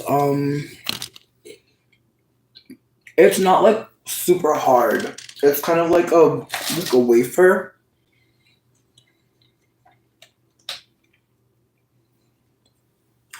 You know those wafer cookies that come in like chocolate, vanilla, and strawberry? It's kind of like that. And then it's like dipped in chocolate. It's not like, trust me, I have soft American teeth as well. That's why I was scared. But it was really... Shout out to getting fillings done. I see you, adult. Okay. I literally just thought about how I needed cleaning so bad. But yeah, Charlie saying that you've never been in a relationship, that sucks. I hate to hear that, but also, maybe you're just not ready. I know that I've been in relationships and I wasn't ready, so I think it might be best to just, Keep on doing some research. Keep on learning about relationships and what you want out of them. Yeah, it was crispy crunch. It wasn't like hard and anything to hurt the teeth. Like it actually was quite chill. But I was scared earlier when I seen Danny bite it. But he got soft teeth too, so I already knew if his ass could bite it, I could probably bite it too. But bitch, I cannot wait to finish my hair. I'm almost done. I'm gonna smoke one more and then finish. But I love that I had time to take care of my shit. Oh man. You know, me and my friend were talking about trying to start something. We're trying to start a hotline where people who are like on drugs can talk to other people on drugs and like just be with them. And like I don't know what that looks like right now. I don't know what kind of liability that could fucking be. But I just want y'all to know, for anybody out there that does like hella drugs and like you be feeling stressed because like you're doing them by yourself, like please know, I'm coming. I'm coming, bitch. Like I'm trying to figure it out. But I think it's like so necessary, like more than just being able to talk to somebody when you're kind of like tweaking out. Like just knowing that like if you're gonna get fucking high, maybe someone will be around too. Damn, not bad teeth. That's such a wild thing to tell someone. Compared to what? Like that's what's wild to me. You brush twice a day, floss and mouthwash. My God. Right. That is fascinating. Yeah, no, my mom's always had like problematic teeth situations. My dad's been lucky. I think that's why I've been kind of Gucci. But my mom has like had a lot of tooth work. Yo, and that's another thing too. Like the way the jobs are drug testing is so wild to me because it's like, as long as they can do their job, who cares? Like I don't understand being mad that someone's on drugs. What's the point? I'd rather them be on drugs and like show up and like get their shit done. Cool beans, do you ever do oil pulling? I've heard people say oil pulling can help reverse cavity. I don't know if anybody else fucks with it, but I have some cocoa. Thank you so much, to and fro. I have some, whatchamacallit? I have to and fro. Are you Gia? I'm only asking because I deadass was about to play your Fuck Buddy Rules video because that video got me through. But yo, oil pulling. You know what, coconut oil, they have it at Walmart, but I know we're not really fucking Walmart. I really wonder who we're about to fuck with. Because I'm like, did Aldi pop out and say they were about to start being racist? I'm terrified. Because you already know, thank you. That's a high fucking compliment. Bitch, how dare you? You make me cry. Damn. Because I be really wondering, like, what the fuck y'all be here for sometimes. I be like, damn, I'm really just sitting here spiraling. But I know y'all be coming for the social vibes. I know y'all be talking to each other, having a good time. I know it's not all me bugging out. Bitch. Because I was like, hold on now, because I know that that's your fucking Insta. Bitch, the way you be dragging these people for spoiling Grey's Anatomy for you, bitch, I be like, bitch, I don't know how anybody's still doing it at this point. It feels very much calculated, because it's like she's been saying it for months. Leave her alone. My God, it's the way I want to fight on your behalf. It's the way I want to make a post and be like, whoever the fuck is in Gia's shit, leave her be. Oh, you're super kind. Listen, I don't even know how I found your content, but you making a video about Fuck Buddy Rules changed my life. I just did not know that people could be on the internet talking candidly about fucking people and how they be moving. And your transparency is partially how I got here, to be honest with you. So I just want y'all to know, To and Fro is my OG. They are one of the coolest people on the internet. And I literally Googled their name from the internet and found them on Instagram again after like years. It's been a minute. But they were probably one of the first people on YouTube that was being candid as fuck about existing and having a good fucking time. Like, and now I like watch her talk about, you know, her life and also her cute ass partner and just how things are going for her. And also Grey's Anatomy. Also, please do not spoil Grey's Anatomy for her. People have been moving weird around her in Grey's Anatomy. Please don't go over there and act a fool. Please don't embarrass me as a mutual, please. Listen, I try. I be lying to y'all sometimes though, I'm gonna be real. Like sometimes I be lying to y'all. Listen, I feel like if I could be candid about some things that I've lied about, one lie that I'm holding in my spirit. I feel like when I first came on the internet streets, I feel like I was trying to give like older cousin vibes. Like I just be knowing stuff. When I first came on the scenes, I knew nothing. I was a child. I was just hoping that being confident and saying things like I knew them would mean something. I truly feel like I've not learned anything until like 2021. Like I know that sounds crazy, but I don't feel like anything that I said on this channel means anything until 2021. And I know some people be like, that's not very kind to yourself. That's okay. I think at this point I can hold that like some of the shit I was sharing was from a perspective of someone who had not lived, but who wanted to seem like they were an authority figure. And again, my Capricorn stellium, I'm gonna a lot of times sound like I know shit, but sometimes I really don't fucking know shit. And again, when I'm on the internet telling all these fucking stories, like they're just stories. At this point, I can now see like why this is happening, where this is coming from. But before, I would just be telling y'all stories and I would just be talking from my perspective. Is that a lie? No. But in retrospect, the way that I saw it from my perspective, I wasn't really stretching to meet anyone. So while I wouldn't necessarily call all of my stories fabrications, I would say that there were definitely times where I was saying something. And in retrospect, it wasn't like that. Like, case in point, the Christopher shit. It's like, I totally forgot that, like, not only did I try to break up with Christopher before we became homeless, I never told y'all that. And, like, maybe that's not lying. But I feel like the story is so different if you know that we weren't happy. If you know that I wanted to leave. And that his mom is racist, and now we're together and running together. Like, I feel like if the story's told that way, it's like, why help y'all succeed? Why not just separate in retrospect? I see it like that. But at the time, do I feel like I can be honest about the man that I'm living with and how I'm not happy? Fuck no.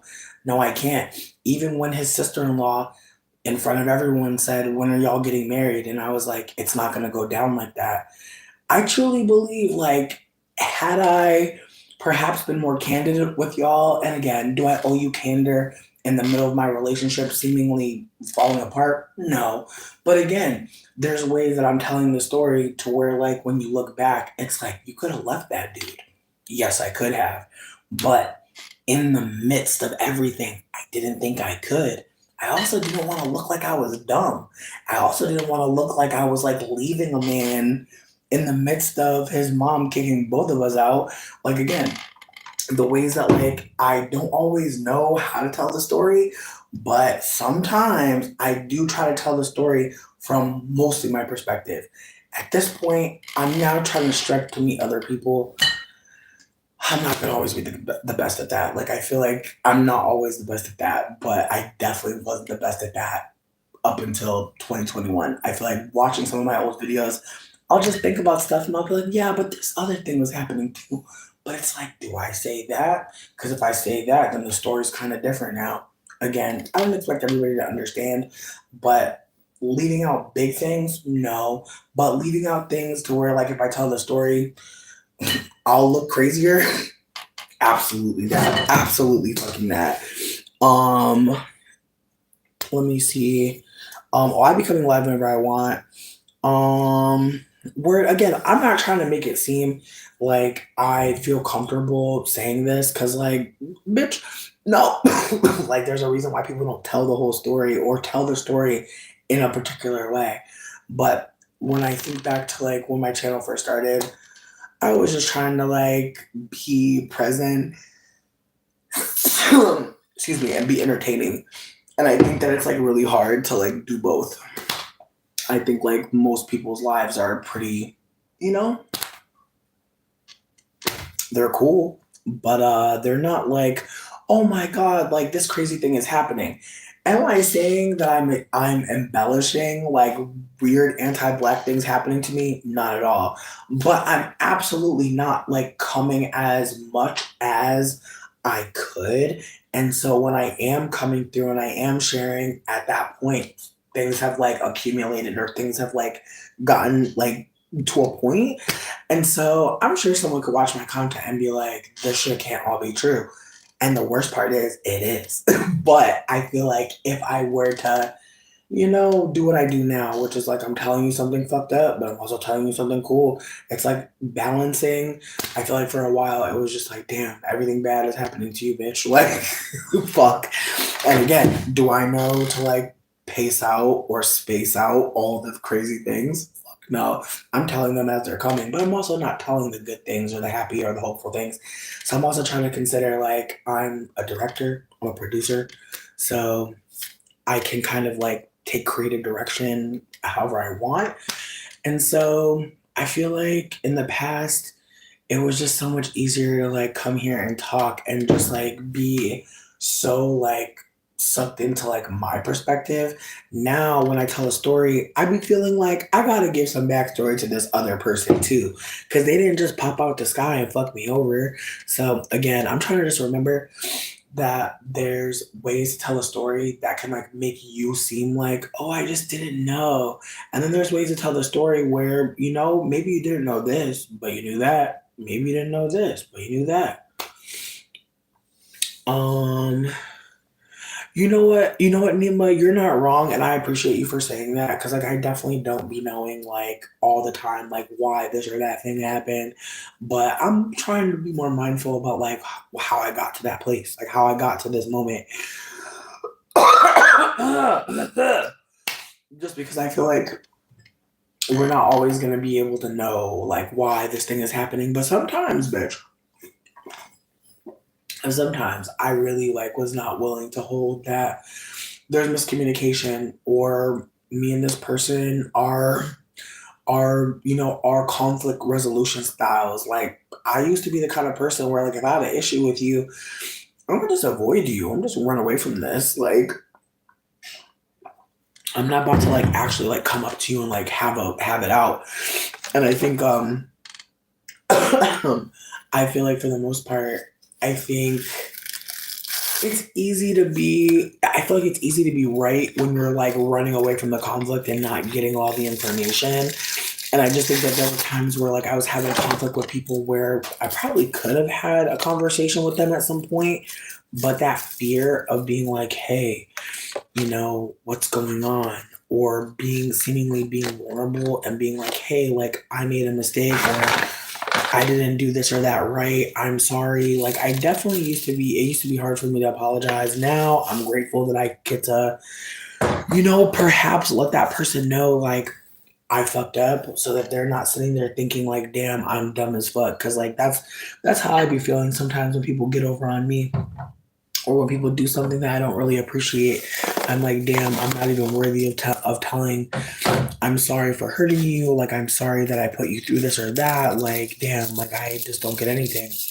And so now I'm realizing, like, sometimes, like, just letting somebody know, like, I didn't need to do that, or that was too far, or I actually don't feel like that was appropriate, can again just be a moment where, like, you can actually hold that, you know what, you didn't do the thing that you're supposed to do, but bitch, you ain't staying there. Like, you ain't staying in that bullshit. You're not going to allow yourself to keep on trying to rationalize some shit that don't add up.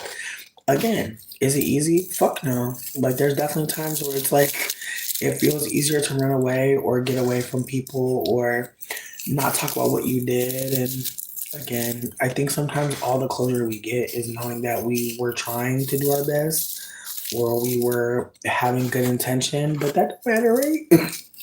Sometimes it really don't matter to the other person. So trying to remember that for myself, that you know what, I'm gonna piss some people off sometimes, I really am. You too. We're gonna make people mad sometimes.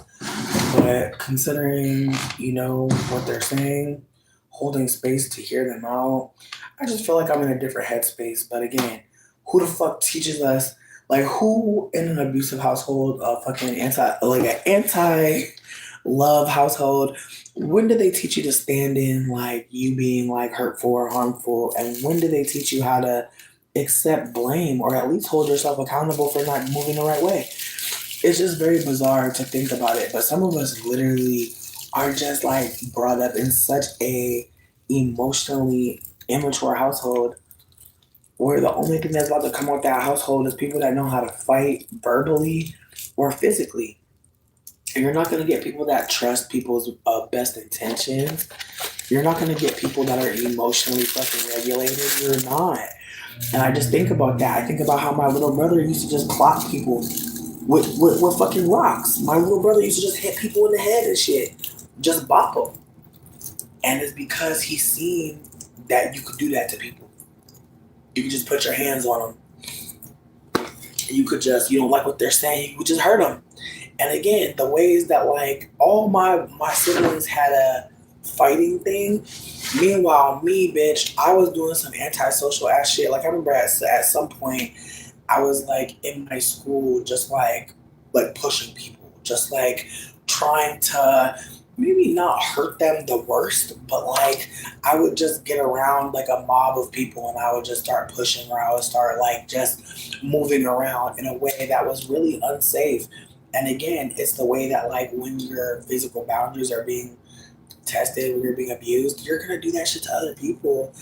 And so I'm not trying to let myself like off the hook for being an asshole or like just not treating people the best, but I'm gonna also hold that like some of us dead ass were not supposed to treat people good. We were supposed to be raised in a household where we feel like we're superior to other people or we feel inferior to other people, and so we act out. And so I feel like sometimes we see people behaving in a way that we're just so disgusted by, and we don't even know that we're not even seeing that person not even being themselves. Like they're reacting to how they've been treated and they're trying to show other people just how strong they can be. Whole time they're proving like how harmed they are, right?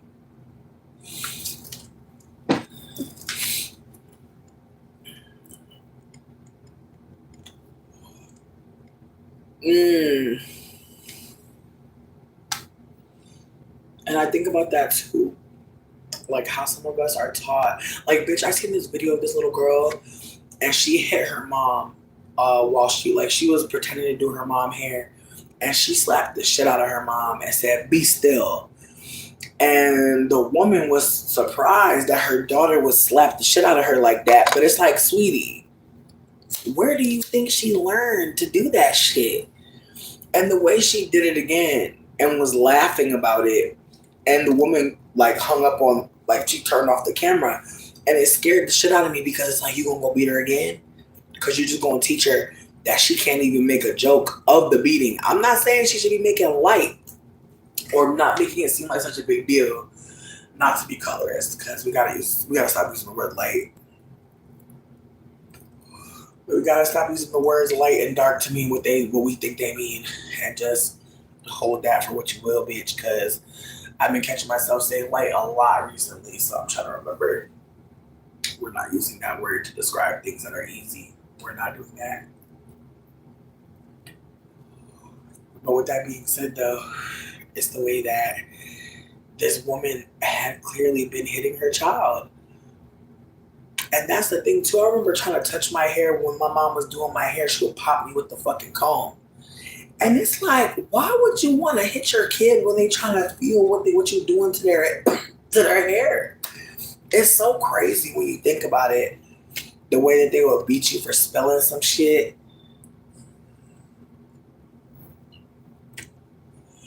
Exactly. So that's what I'm trying to offer is like, it's a lot of us who are mimicking behavior that we keep seeing. We keep seeing adults do certain shit, so we're gonna do it too. And again, like I said, I was taken from my mom's house at 13. I went into foster care from 13 to 17. Went to college. from like 18 to 21, never graduated, got into a relationship with a dude, and just started trying to like just live a regular bitch life.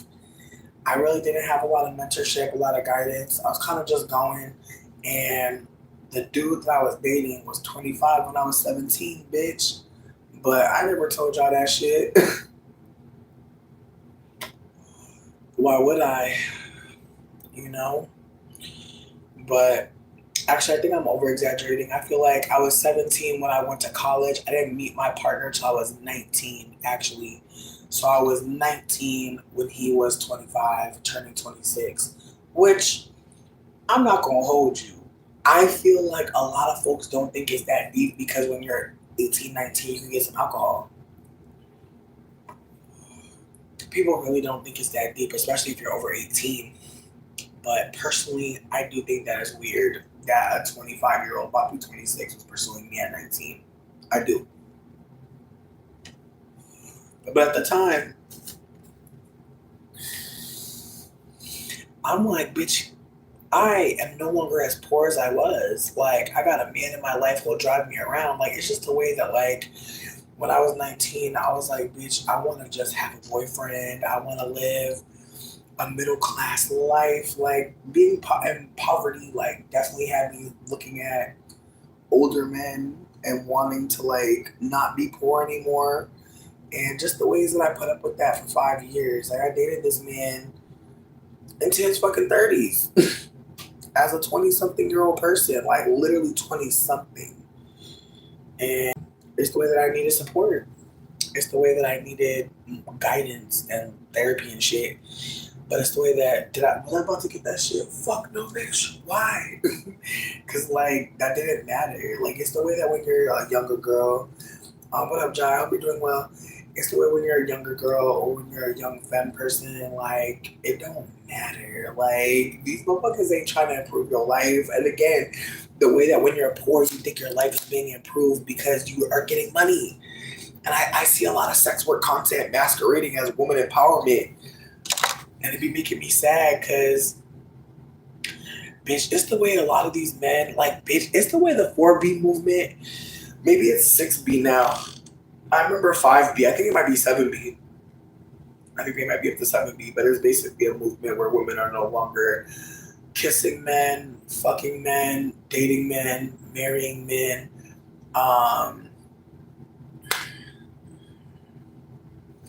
doing emotional labor for men. Josh, why does it matter? If you're not being funny, why does it matter? Quickly. You don't have anything. It's okay. We weren't gonna laugh anyway. You could just dip though. Motherfuckers be no. There's no need to know, Josh. Go ahead. I'm telling you, they're not trying to be funny, but they need to know my gender. No, you don't. You need to go to bed. Oh my god, bitch! Like this is, and I just want y'all to see, like this is what it's about to be for the next 4 fucking years, bitch. Just people trying to do a gender police check. And I want y'all to think. I want y'all to think for a minute. Some of y'all know someone who look just like me, talk just like me, and you know what gender they are. I just want y'all to think about who about to be impacted the most when people go, what gender are you? I want y'all to think about what group of people is going to be looked at and scrutinized the most about gender. Because it's not going to be white people, baby. It's not going to be white people. It's not. It's the way black people are the most scrutinized around gender. It's really tragic. But it's the way that especially black women, and some people do not want to hear that. Some people don't want to hear that right now, and it's scaring me because, again, it's the way that when people push back on that, all I can think is that people assume that, like, black women are going to be able to spend their way into the right type of gender performance. That's what I hear. I hear people thinking, oh, no, I'll always be able to look woman enough I'll always be able to pass as a woman. Exactly. This person, Car Comparison Channel, they have told me twice now that they love my weave. Notice, unprovoked. This is the second time in 3 hours that this person has told me that they love my weave. Again, it's the way that we are living in a time where open anti-blackness and open transphobia is going to spell disaster for many black people. And I've seen many black people think that's not how it's going to go down. And it's unfortunate because, again, if you have to buy something to look a certain gender, then we're in a bad place. What up, Angela? Not anti-ice plans. Damn.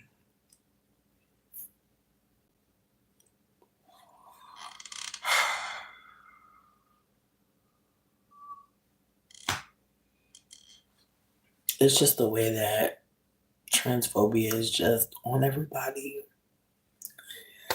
Look, Josh, remember Josh, the one who said he's not on some funny shit? I love it. I just want y'all to know I get paid money whenever y'all comment. That's why I don't care about what y'all say. Just so you know. If you being mean, I'm getting money for that. So be my guest, bitch. Go nuts.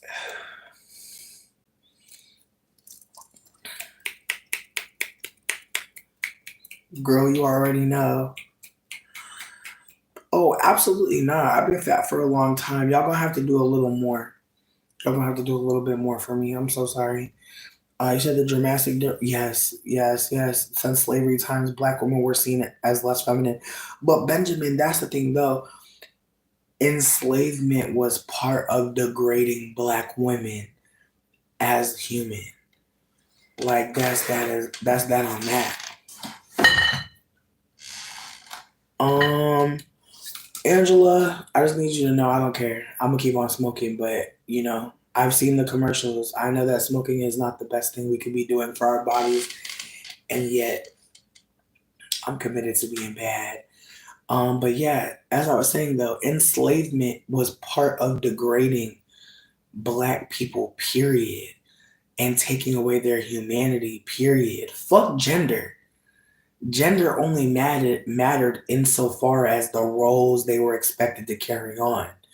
Black men, or the idea that black people who were assigned male at birth are men because someone's looking at them and they're noticing what exactly, it's the way that like being seen as a black man was not the same thing as a white man, and yet the labor around the black man was way more. And yet there was some sort of idea on lack of worth or lack of or lesser.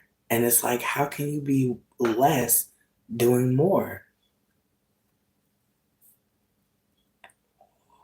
Just the same way that like white women are thought of as like automatically maternal and feminine, despite the fact that like white women were on those plantations as well, R-wording black boys and black men, like essaying people. Like white women on the plantation were just as evil, but it's the way that white supremacy has left white women intact in a way.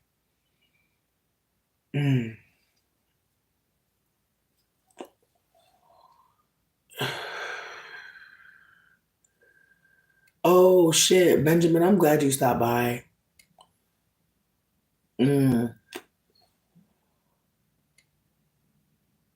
You know what, girl? Isolation is definitely not what you should do. This is a time where we need people more than ever. And I want to stress that like the overwhelm to our nervous system is part of why they're doing this. Like I want us to remember that just the same way we thought of Biden as sleepy and doing shit randomly, we have to consider that there's tactics at play. All of these executive orders being pushed out so quickly, you think that that's not the work of his team? Absolutely. This man knows what he's doing. He's a Gemini, y'all. So remember, we're dealing with mercurial energy. We're dealing with someone talking. We're dealing with a lot of verbal and vocal stimulation. And we're also dealing with someone who has a duality built into their persona. Whereas, I want to say, like, who's the sister sign of fucking Gemini? Because what, it's Gemini, then Cancer, Fire, Earth,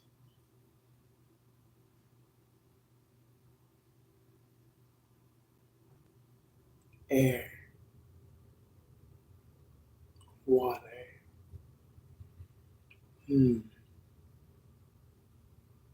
So Sag. Is that true? Sag is the sister sign of Gemini? That would make a lot of sense in ways, but I don't know that that's the twins. Gemini is air, yes. Gemini is air. And what I was basically doing was counting from Aries, because it goes Aries, Taurus, Gemini, Cancer. I'm a Capricorn. I know that Cancer is my sister sign. So then I went back one and was like Sagittarius. I don't have an OnlyFans, but I would make one for $5,000. Let me know. Thank you. But see, with that being said, like we're dealing with a Gemini president. And again, like Gemini is very mercurial. Mercury is the planet of communication. And so we're dealing with a president that really enjoys to talk. Like, we're not going to be left alone for 4 years. Like, he enjoys talking. He loves it. That is a part of their existence. Like, Gemini very much loves the sound of their own voice.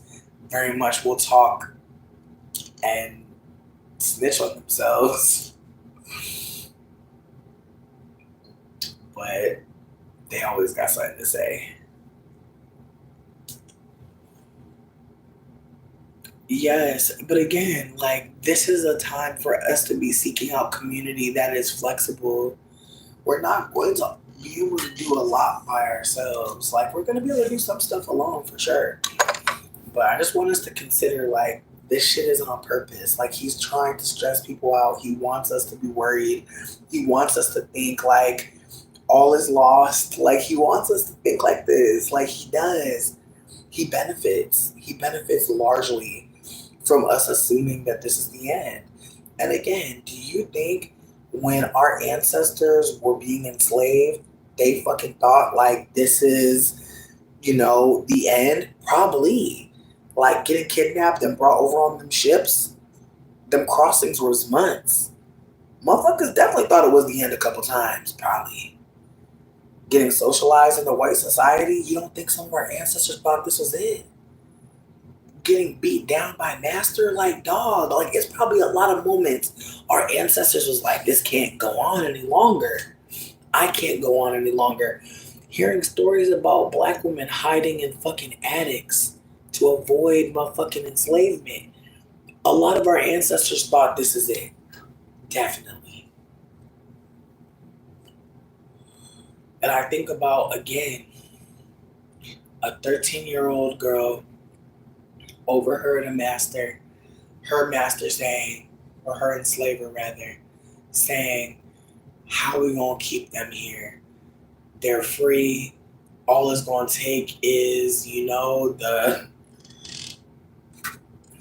all it's going to take is the motherfucking northern soldiers to come down here and take all these people. And this 13-year-old girl ran into the woods. And on her way into the woods, she told everybody that they were free. And then when she got into the woods, she waited till dark, snuck out, got her baby, and ran. But she didn't stop telling people. And that's literally how the beginning of people leaving the plantation started was a young girl heard that there was freedom on the line. There was a place to be in the North. Once they crossed that Mason-Dixon, like again, like just the layers of, I'm sure people thought it was over. I'm pretty sure. Can you imagine what our ancestors thought hearing from a child that there was freedom somewhere? Like, I can't even imagine the excitement, but also the stress. I'm sure. Again, like reading stories about how ancestors got free or were left the South, rather, because again, like the ways that we don't hear all the stories because they can't turn them all into box office hits. You know how crazy white people will feel noticing that a child had heard what they were plotting on doing, because that's the thing too. It's like the ways that black folks were treated in the South during enslavement. So many of them were really taught to mind their fucking business and not focus on what the enslaver was saying. And this child who had not been socialized enough to mind her fucking business, she was like, bitch, what? There's freedom? Mm-mm. And again, it's the way that we hear about Harriet Tubman. It's the way that we hear about her.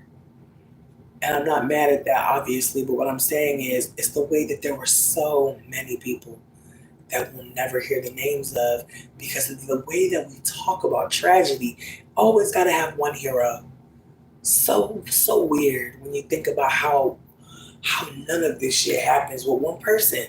Nothing happens with one person.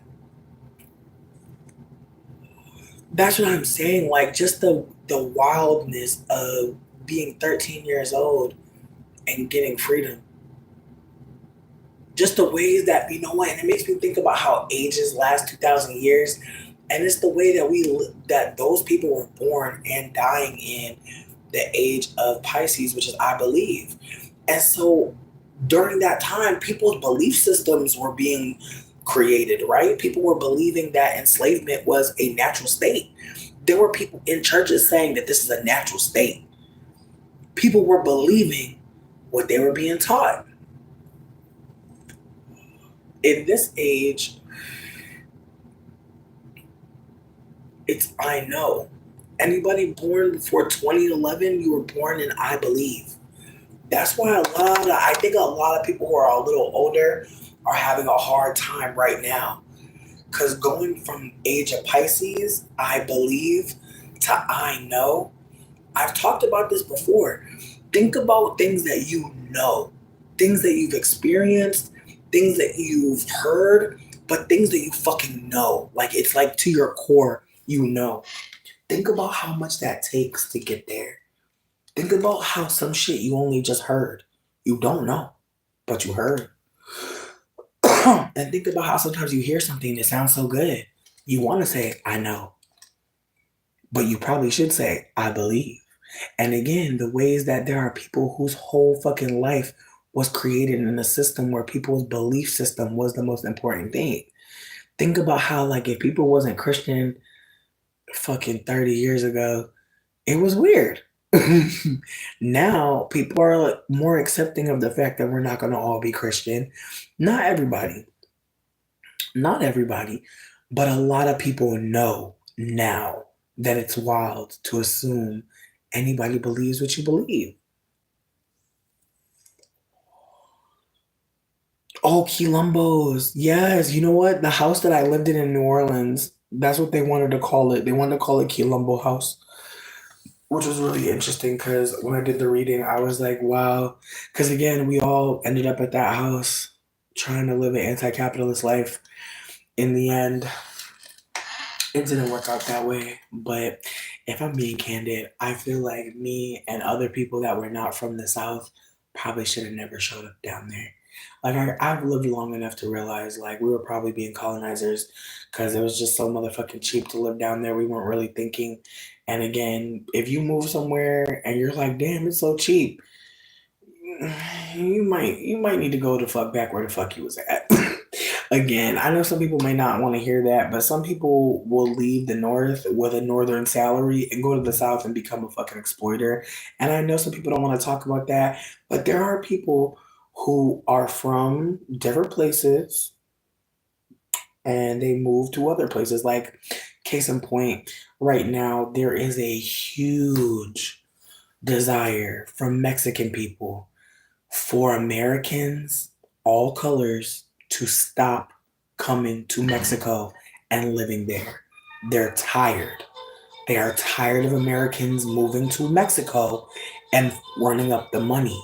Because when you have a certain wage, certain dollar value, and you go to Mexico, you're fucking up the peso. People don't want to think about that. People got so much smoke for Mexican folk coming over here. But when Americans use their American salary in Mexico, bitch, the Mexican folk are very tired. And I know we don't talk about that enough because, again, we so focused on trying to get them out of America. We're not considering that the ones that come from there, 9 times out of 10, they have people on this side. Not all of them, but a lot of them do. There are people that have no desire to come to America. And therefore, the people from America coming to Mexico and not taking on, jobs in Mexico, because that's another thing too. Americans are working from home and they're moving to Mexico and they're using their American salary to displace a lot of Mexican people. So I just want to put that out there.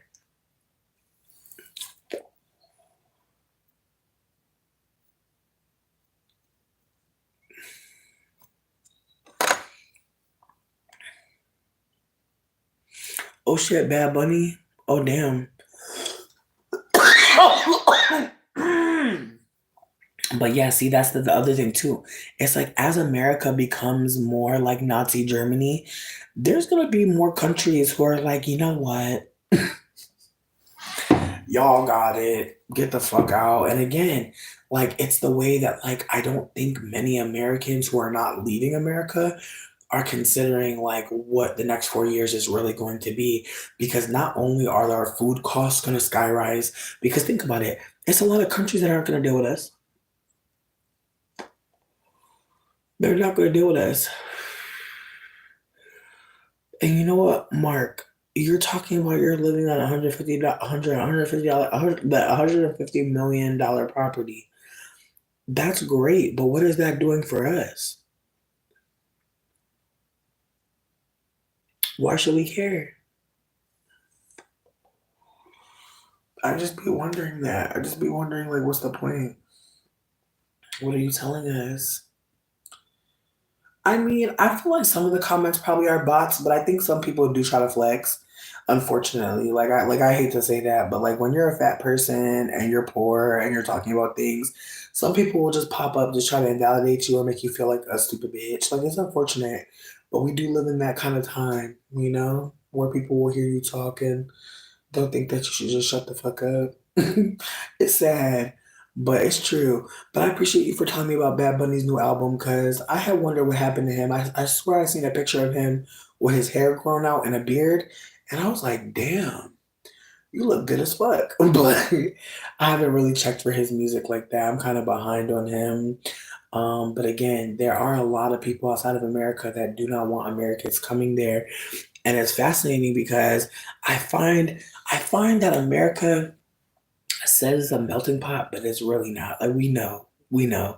And as I said in my other video as well, we don't live in a world where people are being realistic about what's happening here in America. Like I personally feel like it's unethical for any Black people outside of America to come to America, because how do you know that there's never been reparations here, but you're comfortable coming here?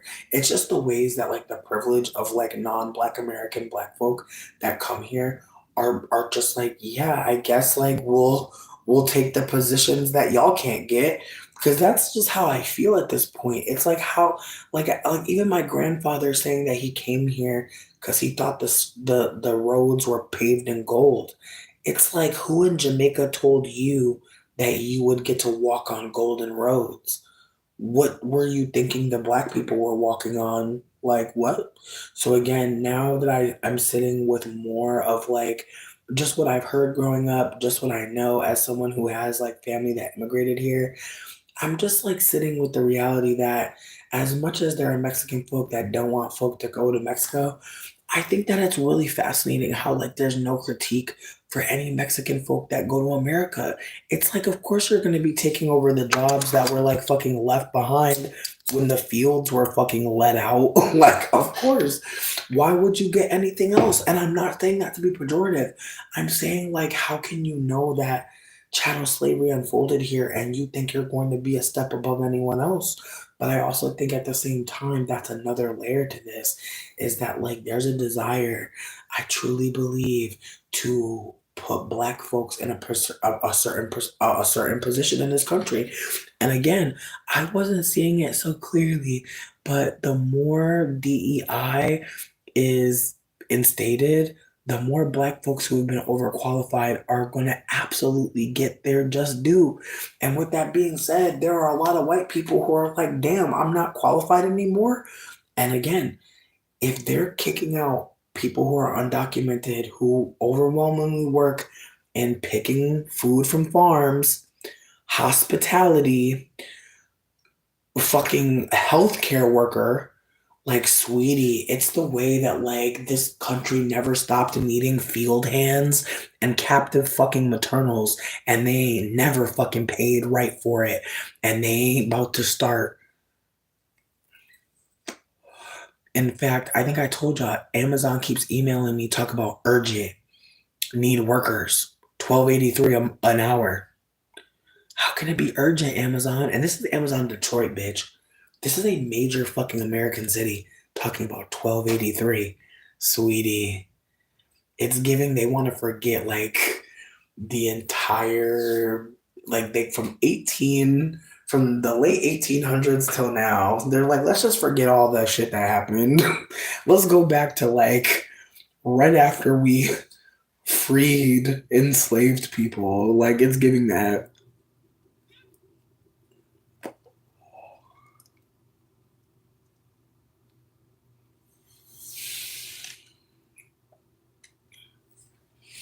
I don't know how people are still in New York. I'm shook every day. I'm shook every day. Every person I know that lived in New York like 10 years ago is in Maryland. It's the way everybody I know from New York is in fucking Maryland. And I'm like, good God. I know that hurts. I cannot even imagine going from New York to Maryland. That sounds like fucking hell. They're not even comparative. Like, no shade to anybody who had to make that move, but fuck. There's nothing similar. Like, I went to New York a lot as a kid. And again, that's why I don't really give a fuck about New York. No shade to anybody from New York. But it's like, when you go as a kid, you're good. I mean that sincerely. I feel like everyone that really cares about New York is either from there, has people from there, or has never been there. If you grow up going to New York regularly, you're not pressed like that. And I feel for anybody who gets super pressed, because I personally feel like New York is a disabling city in a way that most other cities are not. Like, New York feels like a disabled person's fucking nightmare.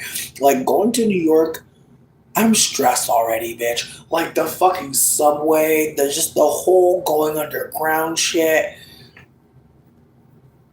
I'm a hater. I'm definitely a big hater of New York. And again, it's not even just because I'm a fat bitch.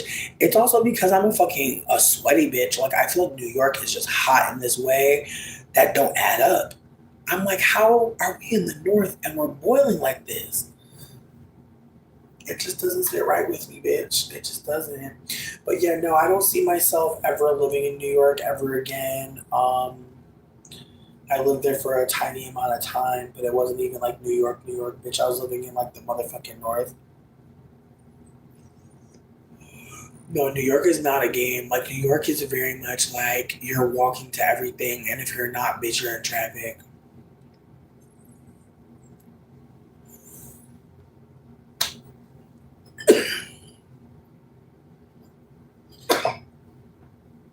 Or you're getting hit by a car.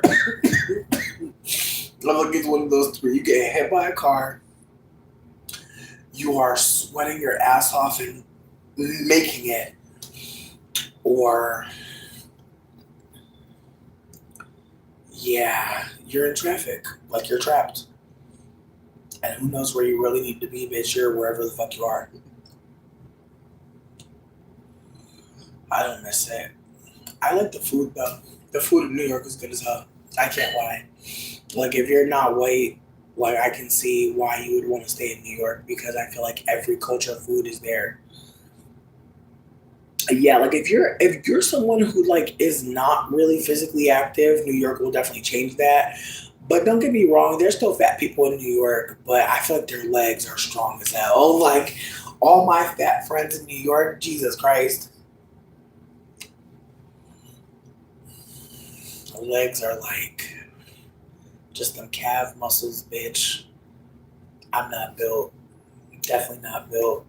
Mm-mm. But I definitely want to be more active. Like I feel like I hate how cold the weather is, because I'm such a bitch that's like, it's too cold for me to be outside. But bitch, just the way I want to go on a walk so bad. I just feel like I've been just cooped up in another way. Like I was feeling sick as fuck last week, and then it snowed so bad, polar vortex, and then on top of that, bitch, I just washed my hair, so you know my ass ain't going outside again. Don't even want to go out tomorrow, bitch. Honestly, like I got a fucking 48-hour rule, bitch. If my scalp was wet 48 hours ago, that's the only time I can go outside, because we're not getting sick, and we're definitely not playing with our hair about to break off in this coldness, bitch. Fuck. I don't know. It feels like there's so much to talk about, and at the same time, it feels exhausting. Like I be really wanting to chat so much and be so, and then I just remember like be overwhelmed that we're actually collectively going through, and how much we're all trying to like keep it together, but we're also like, wait. And again, like I think we're actually time traveling right now as people. Like we are experiencing like, and it's so fucked. But again, Age of Aquarius, I know. It's almost as if we didn't watch all of those like Holocaust movies growing up. It's wild. Like we actually had like video, we had media representation. Like the Holocaust is something we know for sure happened. Like we know for sure people were harmed badly, and fucking yet, bitch, it's like we're going through that right now as Americans. And like again, it's not like I'm never trying to take away from chattel slavery, because again, we're talking about the African Holocaust, and I know we don't talk about that enough as people. People say like chattel slavery, and it's actually disrespectful to say that at this point, in my opinion, because we're only talking about one piece. You know, it's kind of like when people talk about the Holocaust and they only talk about concentration camps. It was deeper than that. Jewish people were, before the concentration camps even existed, were being talked about so badly in the news, in media, to the point where creating a place for them to be killed off was reasonable. Like you have to do stuff to get to that point, like to get to the point of enslaving people and putting them on plantations. You have to create a way of communicating about those people to where that seems reasonable. You get what I'm trying to say here? So it's like creating a system where like the police actively hunt Black people. Like there has to have already been something happening here, right? For that to ever happen. For us to get to a point of a Trayvon Martin, for us to get to a point of all of these Black folks' names being said, like there has to be a system that begets that. So what I'm trying to offer is that, you know, we're talking about Nazi signals. I'm sorry for even doing it. I should have did it. But we're talking about people making Nazi signals, right? To get there, you must create a foundation that supports that. That's what I'm trying to offer. It's like you don't just get to Nazi Germany. There is a system of degradation and harm. There's layers to like getting people to think it makes sense to hate those people. And so as we're talking about ceasefires in Gaza, right, and free Palestine, we're actively naming that like how the state of Israel is moving is not okay.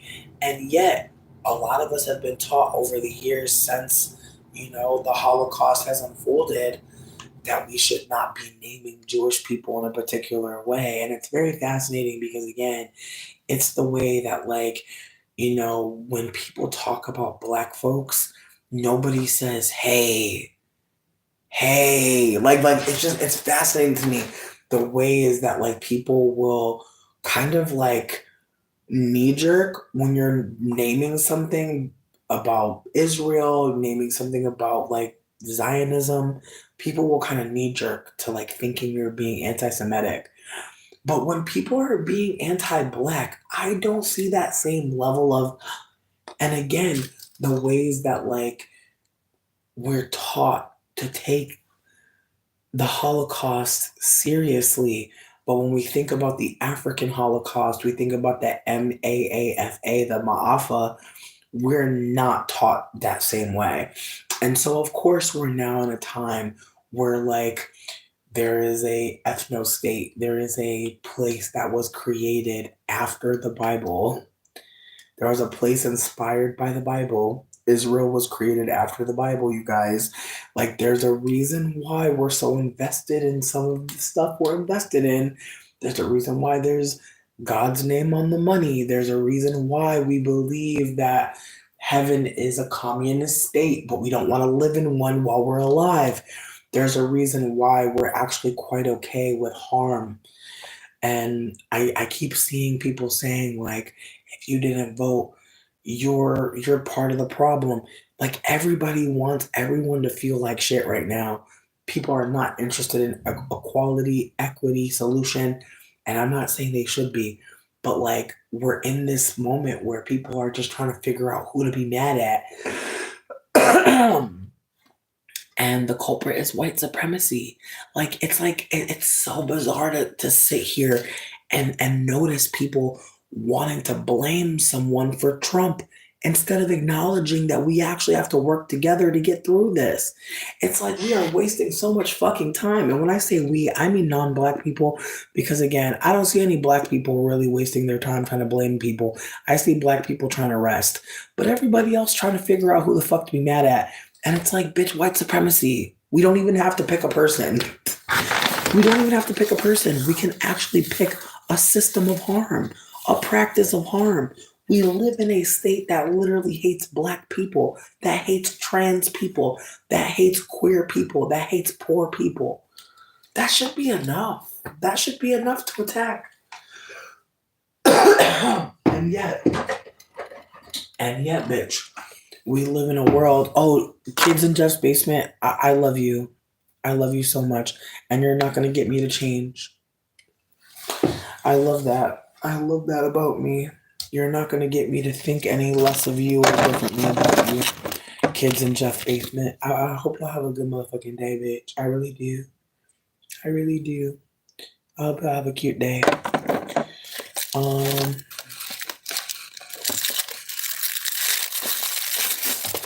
Ryan, I'm happy you're free. Kids in Jeff basement. That is such a strange thing to say. I'm going to be reporting you, though. I'm definitely going to be reporting this. Y'all, please feel free to report this person as well. Yeah, we're going to just have to make sure they get reported. Let's see. Yes. All right. Awesome. But yeah, no, that's a very strange thing to say to someone. I'm sorry for anyone that was triggered by that person, Jeff. I probably should have blocked them as soon as they said they hated me, but my bad for trying to riz them. My bad for trying to riz. I should have definitely deleted off that first thing, but fuck. Listen, I never know what these hoes are about to say. I really never know. Really could not have planned for that, but please know, if you are feeling fucked up about that, please feel free to go and take some space, eat a snack, have a good time. Don't feel like you got to sit here and talk about anything that happened to you in the past, but if it did open you up, it did have you sitting with something, my DMs are open.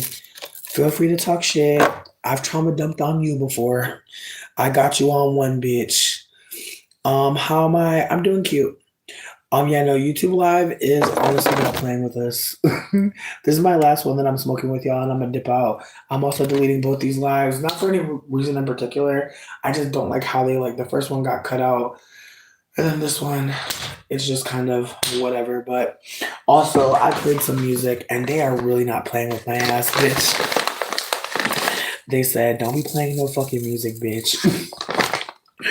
They don't like that shit at all. But yeah, as I was saying though, like we're definitely living in a world that like is really more interested in people like being harmed, people being sad, people feeling like shit, and people looking at other people crazy for not voting for Kamala Harris. And here's the thing. Here's the thing. Am I going to say that I wish I would have voted for Kamala Harris? You know what? I'm gonna give motherfuckers a bone. If I was a voting person, I definitely do wish that I would have put my vote towards her. With that also being said, I think that it's really fucking wild to think that like, the people that didn't vote, like they didn't have a point. I know that some people don't want to hear that. I know they don't. No, I know. But again, I think that like just like we're at at a moment right now where we know good and goddamn well like Trump is not it. I think it's also real that like some people were feeling like Kamala's not going far enough motherfucking left. Don't get me wrong. In this moment, that seems insane to think. But at the same time, I think a lot of people just didn't take Project 2025 seriously because it sounded so outlandish. Even the EOs that he's writing, I know that he can't just write an executive order and it's law.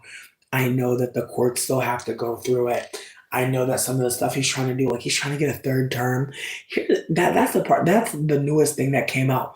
Apparently, Trump is trying to write into law that he should be allowed a third term, and that Obama shouldn't. Which is so fascinating to me because it's like you're gonna write in that you should be allowed to get a third term, but not Obama. Not Obama. Yeah, no, it is a wild time. Oh, what are you rolling up? What kind of strain you got? Um, Again, I don't think for 1 minute that anybody should I don't think anybody should really invest too much in blaming anyone like we're here. Um, and again, I'm not trying to do too much when I say this, but it's the way like I feel like Obama, like it's the way that I feel like Obama. I want to say Biden so bad, but I can say okay. It's the way that Biden's presidency felt like nothing was happening. Like it's the way that I literally was so bored while Biden was president, and so between me and you, bitch, I know it's gonna sound how it sounds, but it's the way that like just like during Bush's president, like the way that I was radicalized during Bush's fucking administration. Not saying that anyone's existing to be radicalized, but I think a lot of people are about to become radicalized in this country in a way that we wouldn't have seen if it was Kamala. Honestly, like low key, and I know some people are not going to see it this way, but the way Kamala would have maybe had people thinking everything's fine, we have a black woman president, and the way that black woman would have been fucking gaslit for 4 years, I'm not fucking saying that she wouldn't have been preferable to Trump. I'm not saying that. I'm saying people would have been cool. Nah. I didn't go to the job interview. I was about to be late. Like I like pulled up and I was about to be 1 minute late and I just decided not to go. And Dave bought me lunch. And it was a cute time. Not gonna lie. We had a nice little lunch together. And he was very supportive, which I appreciate because I know he's tired of fucking paying for my life. Like I know he must be tired of that. Why are you worried about this chair, bitch? Your booty is in a whole nother fucking state and you worried about mine? Better crush on me, I can tell. Again, I'm not trying to make it seem. That is cool as hell. Ryan. Wow. Good to know.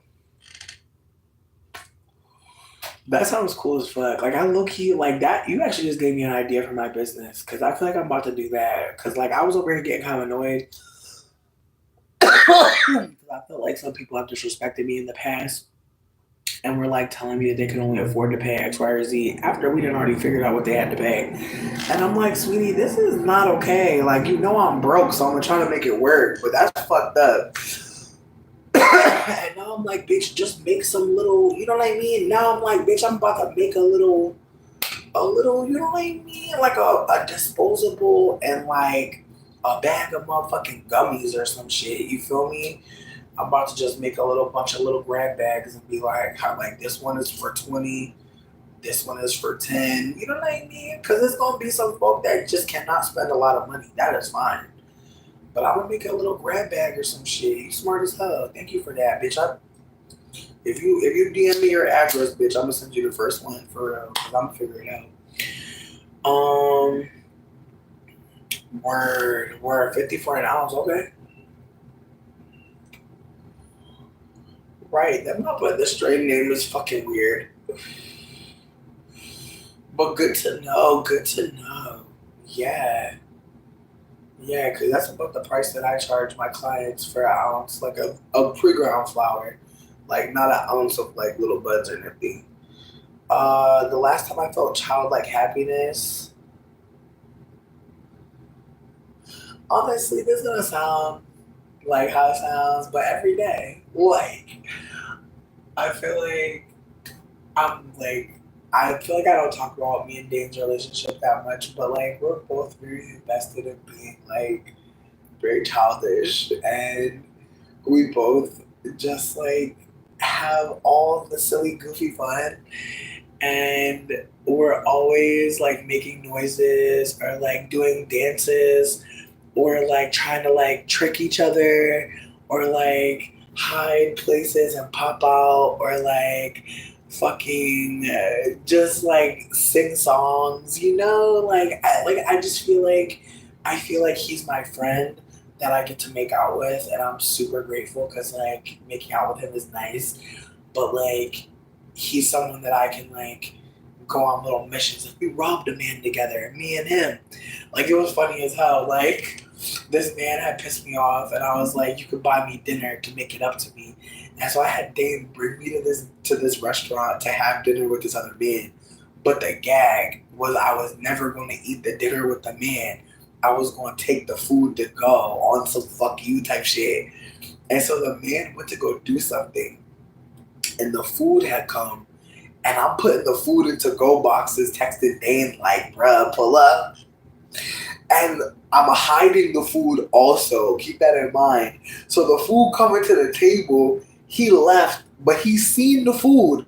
I put the shit in the to-go box, put it next to me. He comes back from the bathroom and is just looking at the table like, now this is a fat bitch. But she could not have eaten 6 avocados just now. There's no way she ate 6 big avocados. There's no way she ate that burrito. Like he's staring at the table, just shook, just scared of me slightly.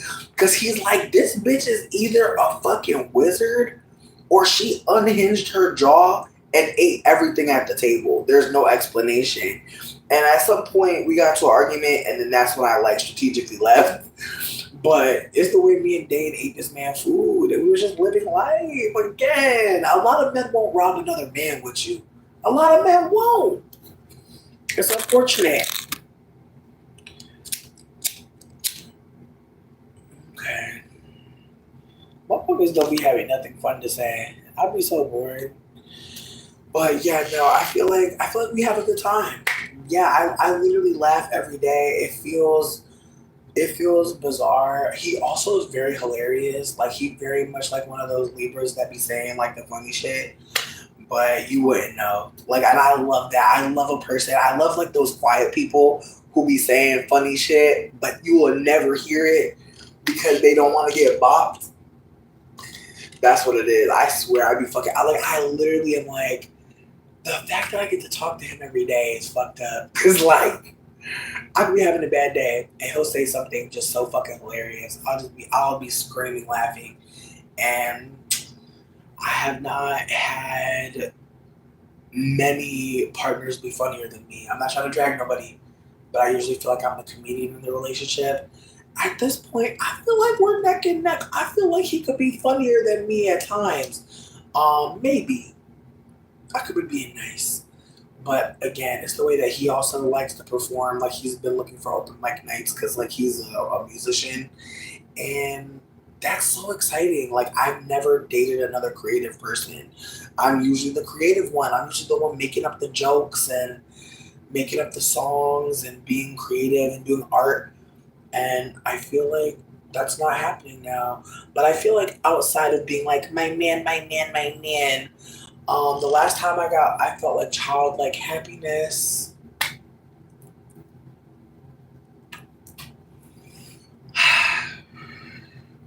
It's a long time ago, but my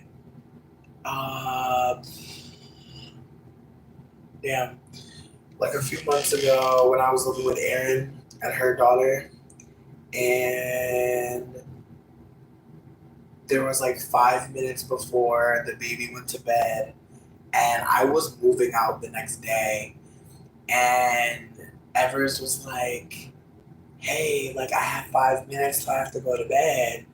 She's like, what should we do? And I was like, we could have a dance party. And she was like, we could have a dance party. And so she let me be the DJ, and I'm playing all this music for her, and she's just getting it. And I'm dancing with her too. And it was just one of the cutest moments, honestly. Like, it did make me feel like I was a little fucking baby getting to have that dance party with her. And I feel like I feel like I don't do dance parties enough. Like I want to actually get back into that. But yeah, I feel like it's hard to get in childlike spaces with like a lot of people because like some people are just kind of like we're adults now, you know. Oh, I'm glad that you're saying that because like I do think about her sometimes. And then I get really sad because I'm just like, man, like I really wonder if Erin ever wonders like what Evers' life is gonna be like when she gets older. Cause like I think about how she hurt me, and I think about how, you know, like I wonder if she ever thinks about like how she's showing Evers like what her life is gonna look like. You know, I sometimes I wonder that about white people who have brown children. Like, do they ever think about how they treat brown people? And how that child is going to notice at some point that there's a different standard. Like again, I know some people will think that I like didn't live at Erin's house in the right way, but I think that when you're about to be fucking homeless due to racism, I think that anybody giving you a place to stay is amazing. I do think though that like the standard of care for you after white people harm you should be raised though. And I don't feel bad about that. What up? Yes, no, definitely. Again, I'm really trying to get my shit together for February for this Discord. I do think that the Discord might also be like a way to kind of figure out how to create like the pro drug place.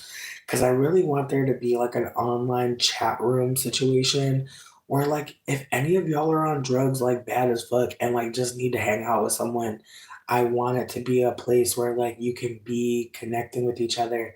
Cause again, I've totally been in a group where people are talking about their drug use candidly. And I truly believe that it did help a lot of people be able to feel more comfortable and confident. But I also know that there are a lot of places where you can be on drugs and talk and you're going to be surrounded by white people. And so that's my other thought process is I'm trying to create like a black and brown centered space where I'm reaching out to people preemptively to see if there's any desire. And yes, Discord, because again, we'll be able to watch stuff on we'll be able to watch things together. We'll be able to listen to music together. Like we'll be able to do a lot of shit on Discord that we can't do on YouTube. But with that being said, my desire is to be able to stream live on YouTube and Discord. Like that's my plan, so that I can still be on YouTube, but there can also be a Discord. I don't know how that shit about to work out. We gonna see though. Um, I don't know, friends. Like my plan is, as I said, to kind of just create more spaces. I appreciate that. I feel like I was on Discord using my ex's like stuff, and so I don't think I have that Discord access anymore. I could be wrong. I probably don't. But yeah, like I said though, I know there's a lot of people here who may be just smoking weed. I want there to be a lounge for weed smokers. Like, who knows like what some of y'all would talk about if you were in like a space that was like pro whatever the fuck you're doing.